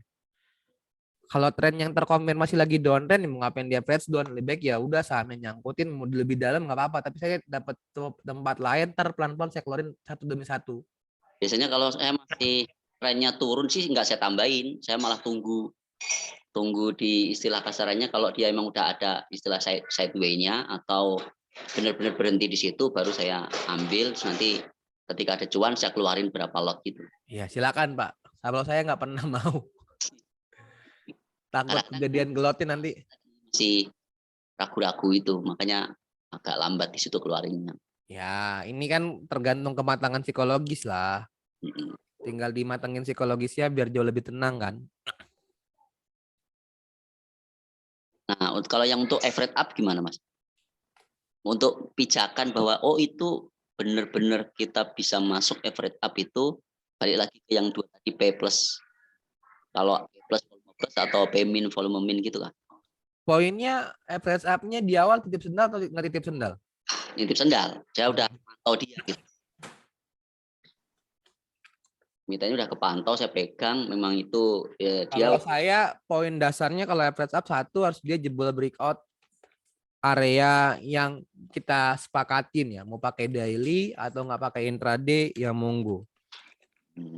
Jadi ketika dia jebol, karena tadi di awal tip sendal, maka saya akan nambahin 50% langsung buy lagi ketika breakout. Dan saya akan cepat-cepat menghitung berapa BEP-nya. Ngerti nggak? Berapa BEP-nya? Biar ketika nanti saham itu turun, maka saya buru-buru keluar BEP. Karena kalau di sini breakout areanya jebol, terus gagal breakout, maka terjadi false break kan. Kalau terjadi false break, maka ya tadi lebih buru-buru menjaga di sisi biar dia keluar secara BEP. Nah, kalau dia jebol, maka saya temenin dengan trailing stop yang ketat. Karena memang saya belinya gara-gara area breakout gitu. Jadi kalau emang sudah kena trailing stop saya keluar aja dulu gitu loh. Nah, poinnya ini. Kalau breakout-nya serius, maka dia pasti pakai volume dong. Ya. Nah, kalau breakout-nya nggak serius ya ngapain ditemenin kalau nggak ada volume. Karena ada yang breakout yang serius kan volumenya kosong gitu loh. Atau baru dijebol bentar 1-2 tick setelah area jebolnya secara trade book-nya sepi terus area turun kan harga sahamnya kan. Iya. Mau lebih begitulah kalau mau pakai average up. Oke. Berarti tetap kalau average up itu tetap nunggu konfirmasinya volumenya besar baru kita benar masuk gitu ya. Iya, biar nggak kena frank lah. Ya. Dan batasin lah stop loss-nya dengan area BEP karena yang punya di bawah kan cuan kan. Ya. Dihitung-hitung lagi aja berapa area BEP-nya. Kalau kita BEP ya rugi fee doang nggak apa-apa lah dibanding nanti karena kita nambah secara lot sizing lumayan besar karena average up jadi dibatasin lah. Itu walaupun nanti kita mungkin entry setelah breakout-nya kadang-kadang kan rule-nya kan sebenarnya 1-2 tick setelah angka resisten ya. Agak telat masuk gara-gara ngitung itu ya. Karena nggak biasa kan lama Mas. Ya. Oke. Nggak apa-apa. Yang penting BEP-nya yang dibatasin sih Mas. Oh gitu ya. Lebih telat masuk nggak apa karena kita mikir bentar kan. Iya. Tapi BEP-nya yang ditaatin plan-nya. Oke. Soalnya resikonya average up memang lebih tinggi daripada yang BOW tadi. Iya betul. Kalau yakin di awal kenapa nggak di awal nggak titip sendal langsung aja digedein Mas. Yang bawahnya ya. Iya, yang awal entry-nya. Ya karena masih kadang-kadang sih alasannya karena saya belum kenal itu saham gitu Mas. Iya, sudah. Sering volatilnya tinggi, biasanya saya titip sendal antara 1 sampai berapa lot begitu di situ. Ya, diatur aja lah. Yang penting poin dasarnya kalau emang sudah yakin dengan area entry-nya, ya lebih gede di awal. Terus di ball breakout keluarinnya 50% di awal. Biar dapat cuan dulu. Nanti sisanya tinggal let profit the run. Ya. Oke. Makasih Mas. Sip. Silakan Pak Heru. Halo Bang. Yo. Apa? Kita beli Toba? Danau lagi? Ya nantilah kalau ada pemandangan menarik kita main ke Toba. Bang, masalah jurnal trading itu Bang. Berarti Bang Ali itu setiap apa yang ditradingkan itu selalu dicatat ya Bang? Iya. Ada buku hijaunya Mas. Ada buku akuntansi yang selalu standby di meja saya. Oh gitu ya. Berarti ketika entry gitu langsung tanggal catat atau gimana? Enggak, end of market lah. Itu ya. Di udahan market selesai baru tulis-tulis. Jadi bukan lagi trading, ntar udahan selesai market kan jam 14.50. Ya nulis-nulis bentar lah 20 menit baru catetin kenapa beli saham ini, kenapa jual, kenapa take profit, kenapa cut loss. Jadi setelah itu ya udah. Bukan lagi market lagi berjalan. Oh iya. Setelah market selesai. Atau nunggu trade confirmation keluar. Berarti buat diary saham Mas ya? Iya, jurnal lah, bukan diary, jurnal. Kalau diary kan ibu-ibu nanti. Ntar isi sedih-sedih semua kalau diary. Kisah sahamnya. Siap. Saya cut loss di sini nih. Iya, ditulis saya cut loss di sini gara-gara saya tidak taat, gara-gara bawa harapan atau enggak kalau perlu nanti tulisin aja teman-teman alasannya kenapa. Dulu saya kenapa enggak jadi cut loss gara-gara ada posisi broker tertentu di angka segini gitu loh. Ya, yang itu yang diisi aja semuanya. Nanti kan lama-lama kita punya apa ya, memori lebih banyak terkait dengan saham-saham tersebut kan. Karena ditulis kan. Setelah berarti itu setiap action kita itu ada alasannya. Ada dong. Beli gara-gara FOMO. Saya tulis juga kok beli gara-gara FOMO juga ada kok. Beli gara-gara FOMO. Kadang juga saya tulis ada beli kegedean lot. Gara-gara lupa pindahin pas ordernya. Awalnya pengen beli 10 malah ke entry 500 gitu. Atau ya juga pernah kejadian waktu hari 14.000 lot. 13.000 lot. Niat awal belinya cuma 1.000, beli 13.000 lot gitu loh. Lupa mindahin. Saya tulis. Ya juga pernah. Lupa mindahin gitu loh. Pas order itu loh, ketik apa waktu di GTS itu ketik berapa itu 3.000 lot. Ya akui aja kesalahan-kesalahan kita, nggak apa-apa ya. Namanya kita manusia kok, bukan robot. Gitu. Diisi lah tiap hari. Jadi habit kayak gitu ya Pak. Iya, nanti lama-lama keluar apa saja, bukan tetangga ya, anak atau enggak istri yang tiba-tiba pasangan kita, dia bisa ngebaca kan, oh begini ya tradingnya ataupun gini ya. Jadi dia punya punya alasan juga gitu. Jadi ya nggak apa-apa, beli aja lah buku akuntansi tapi warnanya hijau jangan warna merah biar kita punya psikologisnya hijau juga dong gitu. Walaupun isinya ada cut loss-nya banyak lah. Punya merah sama hijau, kalau cut loss merah. repot pak bacanya pak, nanti yang merah nggak mau dibaca-baca lagi pak. Kalau pengenangan pahit Mas. Silakan lah diatur masing-masing lah, saya tetap satu aja yang hijau aja saya. Nggak mau nambah banyak-banyak di meja saya soalnya. Yuk, ada lagi yang mau bertanya? Kalau nggak ada udahan nih. Pas. Halo teman-teman, masih ada yang mau pertanyaan? Ayo, itu masih ada 65 orang loh. Iya loh, banyak loh, tapi nggak ada yang mau nanya loh. 10 orang. Sungkan Mas, malu-malu Mas, sungkan Mas mungkin. Bu Ratu nanya lagi Bu. Gak usah sungkan-sungkan. Kak Al punya saham invest nggak? Saham invest saya cuma punya satu Bu. Apa Pak? TPMA. CPMA? TPMA. Oh TPMA. Saham apa ini ya? Transpower Marine, mirip-mirip SMDR tapi nggak naik-naik Bu. Oh lah kenapa disimpan? Lah, Dasar saya lupa. tahu dapat dividen gede, emang belum waktunya dinaikin bandarnya Bu. Oh berarti ini boleh kita beli ya? Wes, ikut ya. Kakak besok Langsung naik Bu. Langsung ikut Kita ini. beli langsung naik. Cepat nih. Tapi saya lama loh Bu, saya cicil-cicil loh Bu belinya, bukan beli langsung gede loh. Ya kayak Saya belinya dari DRMA cuan yang ada ya Bu. Iya betul. Kalau saya juga gitu. Saya beli saham invest itu dari cuan harian gitu. Iya, saya punya satu cuma TPMA. Oh, alah. Saya satu lagi sama Demas. Terus kalau Ibu liatin TPMA, buka RTA nggak Ibu hari ini? Iya, aku tak buka ya sebentar. Kenapa TPMA? Kenapa Mas? Ya. Bentar Bu. Kenapa pilihannya itu gitu loh? Karena iya tadi satu tetap naik secara earning per share-nya kan. Ada earning per share, terus dia ngasih dividen Bu, nggak gelondongan kosong gitu loh. Oke, itu yang kedua. Yang ketiga adalah temennya naik gede Bu, dia nggak mau naik Bu. Itu temennya Temas ngono gitu, kayak Temas, gitu ya? SMDR, Nelly, Soci, Bul. Kita beli kalau gitu ya?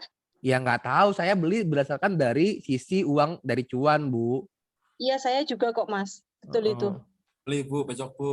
Kan kalau hitungan saya gini Bu, kalau dia price book value-nya 0,87, dia lari ke 3 aja, berarti kan di harganya di 1.400-an kan? Ya saya mah minimal separohnya aja deh Bu, nggak apa-apa. Betul. Kalau nyangkut ya saya dapat dividen kok Bu, ben aja. Itu dari uang cuan. Iya. Oke deh.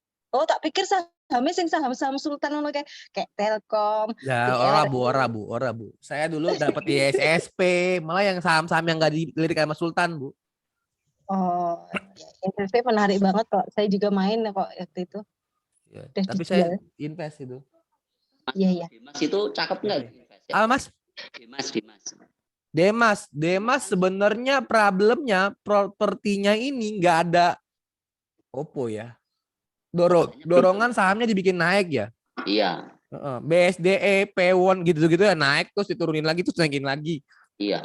Jadi belum ada serius ya. Kalau ngejar Demas pengen dapetin dividen ya monggo-monggo aja. Sih dia dividennya di atas 8% terus ya. Ya Bapak boleh lah kalau mengejar dividen. Yang penting kalau emang pengen kayak begitu ya lebih baik dapat dividen masukin lagi aja dividennya ke dalam, beli sahamnya lagi. Iya. Lama-lama terjadi pengendali. Janganlah. Jadi masuk di DPS kita. Janganlah.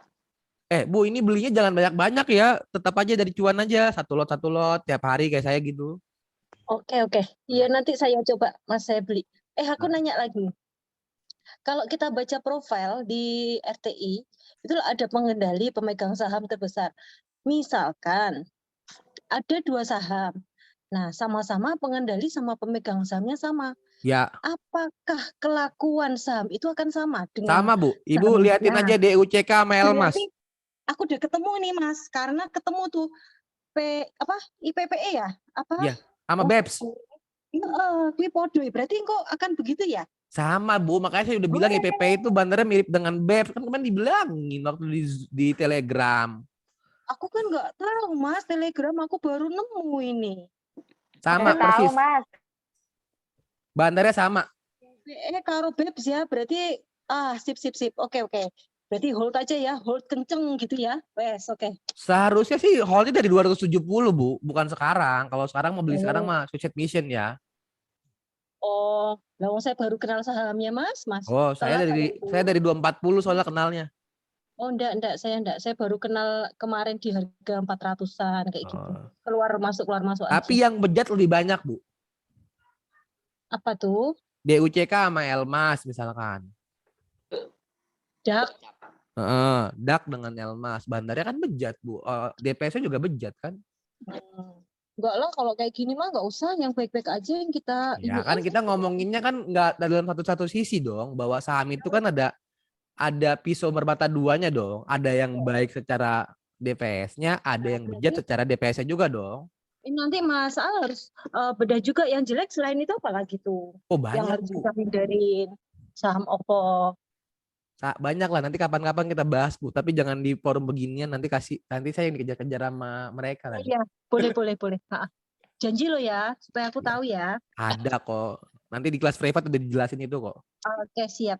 Makasih ya. Tuh. Monggo yang mau nanya lagi. Tanggung 15 menit lagi nih, biar pas jam 7 udahan. Ayo. Yuk. Saya jawabin kok.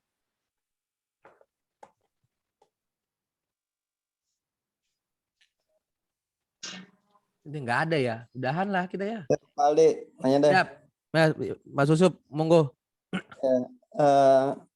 Kadang kan kita kalau scalping kan money manajemennya kadang suka kecampur lah sama duit swing gitu loh. Jumlah lotnya gitu. Kalau Mas Aldi scalping sama swing itu alokasinya bagaimana ya? Saya pisah RDN sih yang pertama paling jelas. Tapi besarannya gimana, Pak? Besaran scalping saya 85% soalnya. Oh, 85% ya. Kalau saya sekarang banyakin di swing, teman digedein gitu, jadi sahamnya dikit. Ya, itu nggak masalah ya? Nggak masalah sih, karena poinnya adalah ya kalau emang hobinya swing dengan alasannya lebih mengerti karakter emitennya, monggo-monggo aja. Saya karena lebih gampang dapetin scalping, satu hari bisa dapat 20% di saham-saham tertentu, ya saya banyakkan duitnya di scalping sih. Saya scalping bukan orang yang kecil loh, dapat secara profit loh. Ada yang dapat 13, ada yang dapat 7, 6. Bukan nyari 1%, 2% soalnya. Iya.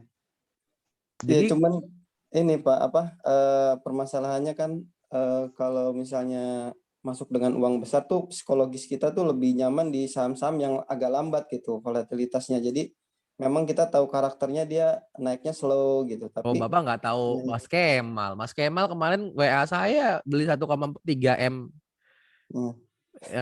Antam dengan scalping. Iya bisa juga gitu sih. Ya, poinnya gini loh. Ketika emang saham itu menarik, Mas, menarik dalam sisi volatilitas, dengan lot sizingnya bisa menampung posisi size RDN-nya, Mas, ya nggak apa gedein. Kemarin ada Bumi loh, Mas, gede loh. Iya. Kita beli Bumi lagi ngezoom bareng-bareng kan ada yang aneh, ada yang beli 50.000, 80.000 lot. Mas Kemal kalau nggak salah beli waktu itu Piro ya, kurang lebih sekitar 400 jutaan juga kok. Pesta di Bumi. Intinya sih saham-saham slow tuh ada momennya dia momentumnya juga emang gede dan bisa lot besar ya. Iya, saya sih lebih baik gitu ya. Kalau saya pengalaman saya, kalau saya ngerti ngerti scalping, dan ketika saham itu emang bisa dalam waktu tempo sesingkat-singkatnya dapetin cuan gede, kenapa harus ragu dengan lot sizing sih?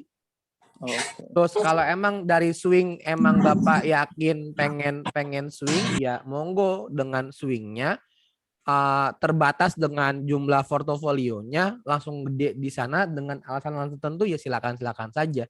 Mungkin kita cuman beda pandangan doang sih. Beda time frame aja ya Pak ya. Beda time frame aja. Yang satu yang pertama. Yang kedua adalah beda degup jantung sih Pak. Saya udah terbiasa beli gede di dalam scalping gitu loh. Malah swing-swing saya itu hasil dari cuan di tempat lain Pak. Saya pindahin. Terus saya dapat kalau LPPF 17% itu dari cuan tempat lain. Saya swingnya ini tipikalnya kalau minus saya buang gitu Pak. Terus nanti kalau di bawah saya beli lagi dengan lot yang jadi bukan average down gitu. Jadi keluar minus, dulu. Ya 3%, enggak nyampe 5% udah keluar, pas di minus di bawah 20 saya beli semua lagi gitu. Menurut Pak Aldi gimana itu? Asal kenal karakter sahamnya, monggo-monggo aja ya. Saya kadang-kadang gini loh. Sorry itu saya buat teman-teman ya yang nge-swing ya. Jadi kita bukan, ini diskusi ya. Saya kalau emang swing itu punya pendekatan jauh lebih banyak dibandingkan saya lagi scalping soalnya. Karena saya akan memantau bukan cuma charting tok kadang-kadang. Betul Pak, betul. Saya akan nyari makan lebih dalam. Kira-kira dia 2-3 pekan ke depan punya alasan logis nggak bisa naik lebih gede gitu. Entah apapun alasannya, entah dari corporate action, entah dari news, atau enggak dari emang sentimen sektoralnya kan. Saya punya swing kok, saham kowal saya masih punya Indi di harga 1.700-an lah. Dengan harga ini sekarang. Saya belinya Pak, itu ngeceknya 3 hari loh Pak. Saya bukain dulu atu-atu broker transaction-nya, siapa sih yang beli lebih banyak, kok ada saham turun tapi nggak ada yang ngejual foreign-nya gitu loh. Itu butuh waktunya lebih panjang kalau saya lagi nge-swing. Makanya saya kadang-kadang kalau lagi nge-swing itu ya nggak saya mau ajakin. Saya takutnya adalah bias informasi yang saya dapat karena noise-nya kadang-kadang saya dapat lah dari teman-teman yang punya barang gitu. Nanti akan dibawa ke sini, ada itu. Tapi yang jadi problem adalah ngeceknya lebih dalam sih Pak. Saya kalau di swing itu harus ngecek broker transaction bener-bener deh. Kira-kira ada alasan logis nggak untuk mau. Saya lagi mau nge-swing trim sebenarnya sih. Ada di nego 19,8 juta lot pindah. Di harga 191. Trim.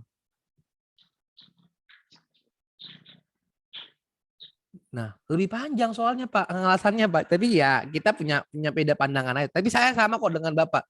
Kalau saham itu turun 5-7% di swing, saya cut loss kok Pak. Oke Pak. Turun berapa Maldi? Apa Pak? Turun berapa persen tadi? 5-7%. Saya ngalamin itu di saham namanya LPPF waktu harganya masih piro ya, 2.800 lah. Sama, saya juga waktu itu cut loss juga kok Pak, waktu 2.800 dibanting ke 2.400 saya cut loss. Terus saya buyback lagi di 2.560. Habis itu baru saya swing sampai 4.000. Ya sama kayak Pak Yusuf. Jadi kalau lagi cut loss dulu. Ntar kalau lagi ada pullback, saya buyback lagi kok. Nggak pelit kok saya. Tapi harus tahu juga ketika buyback itu emang masih ada story behind di sahamnya. Nah, swing itu jauh lebih panjang dibandingkan menganalisa saham scalping. Gitu ya Pak Yusuf? Iya, kalau itu Pak kadang kan sering kalau swing kan suka di kocok-kocok dulu kan ya. Kadang saya pertimbangannya kena TS, tapi saya pasang TS-nya biasanya sebagian dulu lah. Supaya di bawah bisa buyback lagi gitu. Cuman penyakitnya ini kadang kita mau buyback lagi yang kita jual sebagian, misalkan separuhnya di bawah itu suka lupa gitu. Jadi dibawa terbang lagi dengan lot yang sudah Ngecil ya. sedikit gitu. Reduce ya. Penyakitnya kayak gitu. Jadi cuman psikologis kita memang ngaruh sih kalau Porto itu banyak hijaunya gitu loh. Jadi saya lebih senangnya emang karena swing itu Portonya jadi hijau walaupun kita ada yang nyangkut secara total di bawah masih hijau gitu. Ya monggo sih kalau yang tadi yang itu kan kembali ke diri masing-masing ya. Kenapa lupa buyback kan? Pasang power alarm aja Pak di brokernya.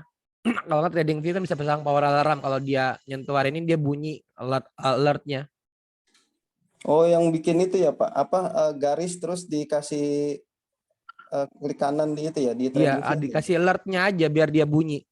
Di harga tertentu itu ya Pak ya? Iya, Bapak yang harga Bapak mau buyback kan? Iya. Iya. Oke Pak. Sip. Makasih Pak Aldi. Sama-sama. Monggo yang lain. Mas. Yuk. Aku bisa ngecek di akunku ya. Itu kalau di situ ada transaksi nego itu entah gender entah loser itu berarti transaksi sudah terjadi ya? Sudah. Oh. Soalnya bisa lihat ada bumi itu ada yang nego 500 miliar. Enggak, yang nego kemarin tuh kalau nggak salah ada Trin deh. Trin properti di 396. 7 miliar atau 8 miliar ya. Jadi ya bisa dilihat sih di nego semuanya sih. Iya, aku barusan lihat yang aku kan pakainya RHB juga punya kan ya. Negonya di RHB itu ada nego bumi itu sampai 500 miliar volumenya itu di harga 51. Enggak deh, kalau bumi itu kayaknya nego langsung di market deh belinya deh. Karena kita kemarin lagi trading itu bareng-bareng, pas 50 itu kita langsung ngeliatin bareng-bareng kan, langsung pindah ke kiri kan. Iya, kalau di 28 juta lot dengan sekali entry. Kalau ini saya soalnya klik ini malah ada dia. Memang Enggak, ada. kemarin kalau bumi beneran di market kok belinya. Oh. Lot sizingnya emang di market.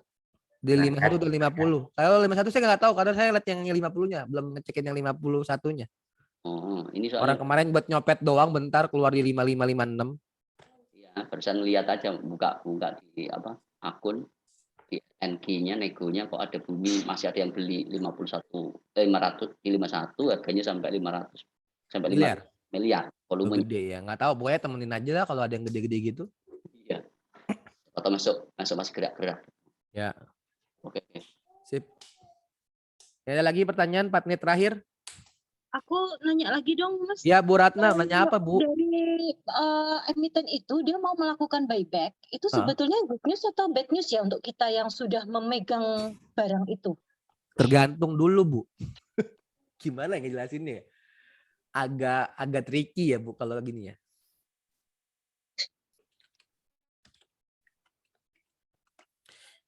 Buyback saham itu punya time period dong, Bu. Betul ya? Ya. Iya, time periodnya kan ada yang 1 bulan, ada yang 3 bulan,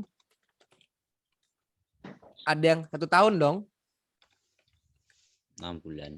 Ini nggak beda-beda, ada yang 6 bulan, tergantung time period pertama. Jadi lihat dulu Bu time periodnya.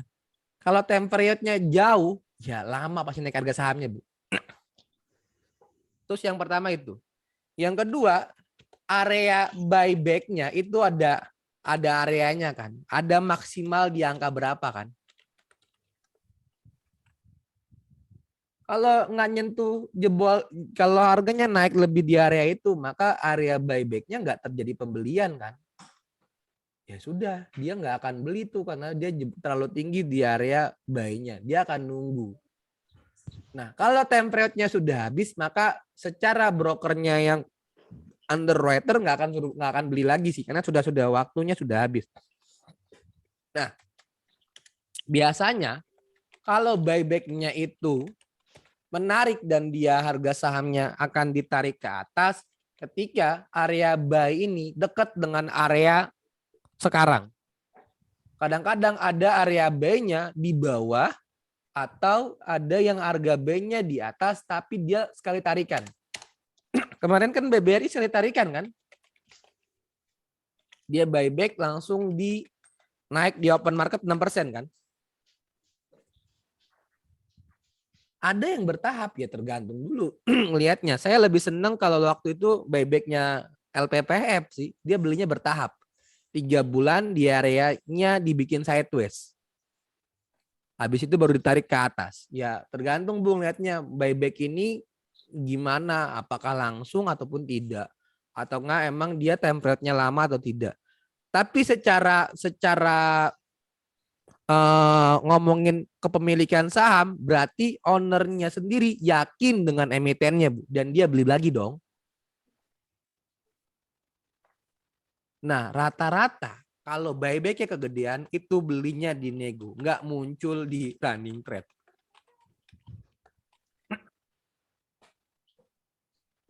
Jadi gitu sih Bu jawabannya. Jawabannya kembali ke emitennya masing-masing. Ada lagi yang mau bertanya? Mas mau tanya Mas, yang tadi chatku tadi loh, mana ya? Apa? Mau bahas Sun dan lain-lain nanti kapan-kapan lah. Oh ya, ya Mas, untuk nego misalkan kayak nego itu belinya di mana sih Mas? Mesti kok ada yang pasar nego, pasar aku masih belum paham sama sekali. Ya pasar Maksudnya, nego itu ada kesepakatan antara dua belah pihak di harga tertentu mau beli berapa banyak dengan berapa lembar. Berapa lembar ya pakai berapa lot ya? ya sama-sama security pakai Meriae kayak gitu Mas. Enggak, Atau bebas. Yang penting kita janjian dulu gitu dengan harga berapa. Di nego, misalkan saya mau beli saham Oppo ya. Misalkan saya mau beli saham TPMA lah biar tiba-tiba teman-teman jadi investasi lebih harga sahamnya naik. Saya beli TPMA di harga 250. Saya janjian dulu entah dengan daftar pemegang saham atau dengan orang-orang yang mau cut loss di 250. Nyari pembelinya biar sama-sama. Atau kalau enggak ada yang pembelinya yang sama-sama, biasanya nanti ada di mini stock price itu ada nego kan, harga-harga yang lagi dinegokan berapa aja rates-nya. Ya boleh tinggal pasang antrian doang. Nanti dari Mire akan nelpon kita, Pak, ada yang match nih harga sahamnya, kode sahamnya ini dengan harga segini, mau dilanjutkan nggak transaksinya? Kalau mau lanjutkan ya silakan gitu loh. Nego itu butuh telepon-teleponan dulu dengan brokernya. Kalau pasar tunai itu nggak langsung aja. Itu kan cuma sesi satu doang kan. Kalau pasar tunai tinggal kita beli aja. Misalkan pasar tunai kan kalau nggak R doang ya, R doang yang kita beli. Jadi kita bisa jual beli R di pasar tunai di sesi 1. Ya, kurang lebih begitu sih. Kalau pasar tunai kayak running trade lah, ada bid offernya, berapa yang bisa dibeli, berapa yang mau dijual, udah ada di posisinya. Kalau nego harus janjian. Itu langsung urusannya sama perusahaan langsung gitu ya Mas ibaratnya. Enggak, dengan yang punya saham lah. Semuanya punya saham. Ngapain dengan perusahaan-perusahaan lagi kerja, lagi bikin mesinnya lagi jalan. Nyari duit. Lagi nyari duit, dia lagi jadi sales ya. Tetap dengan yang punya saham lah. Ya nama saham dengan saham lagi. Perusahaan nggak ada urusan kalau sudah listing di IPO.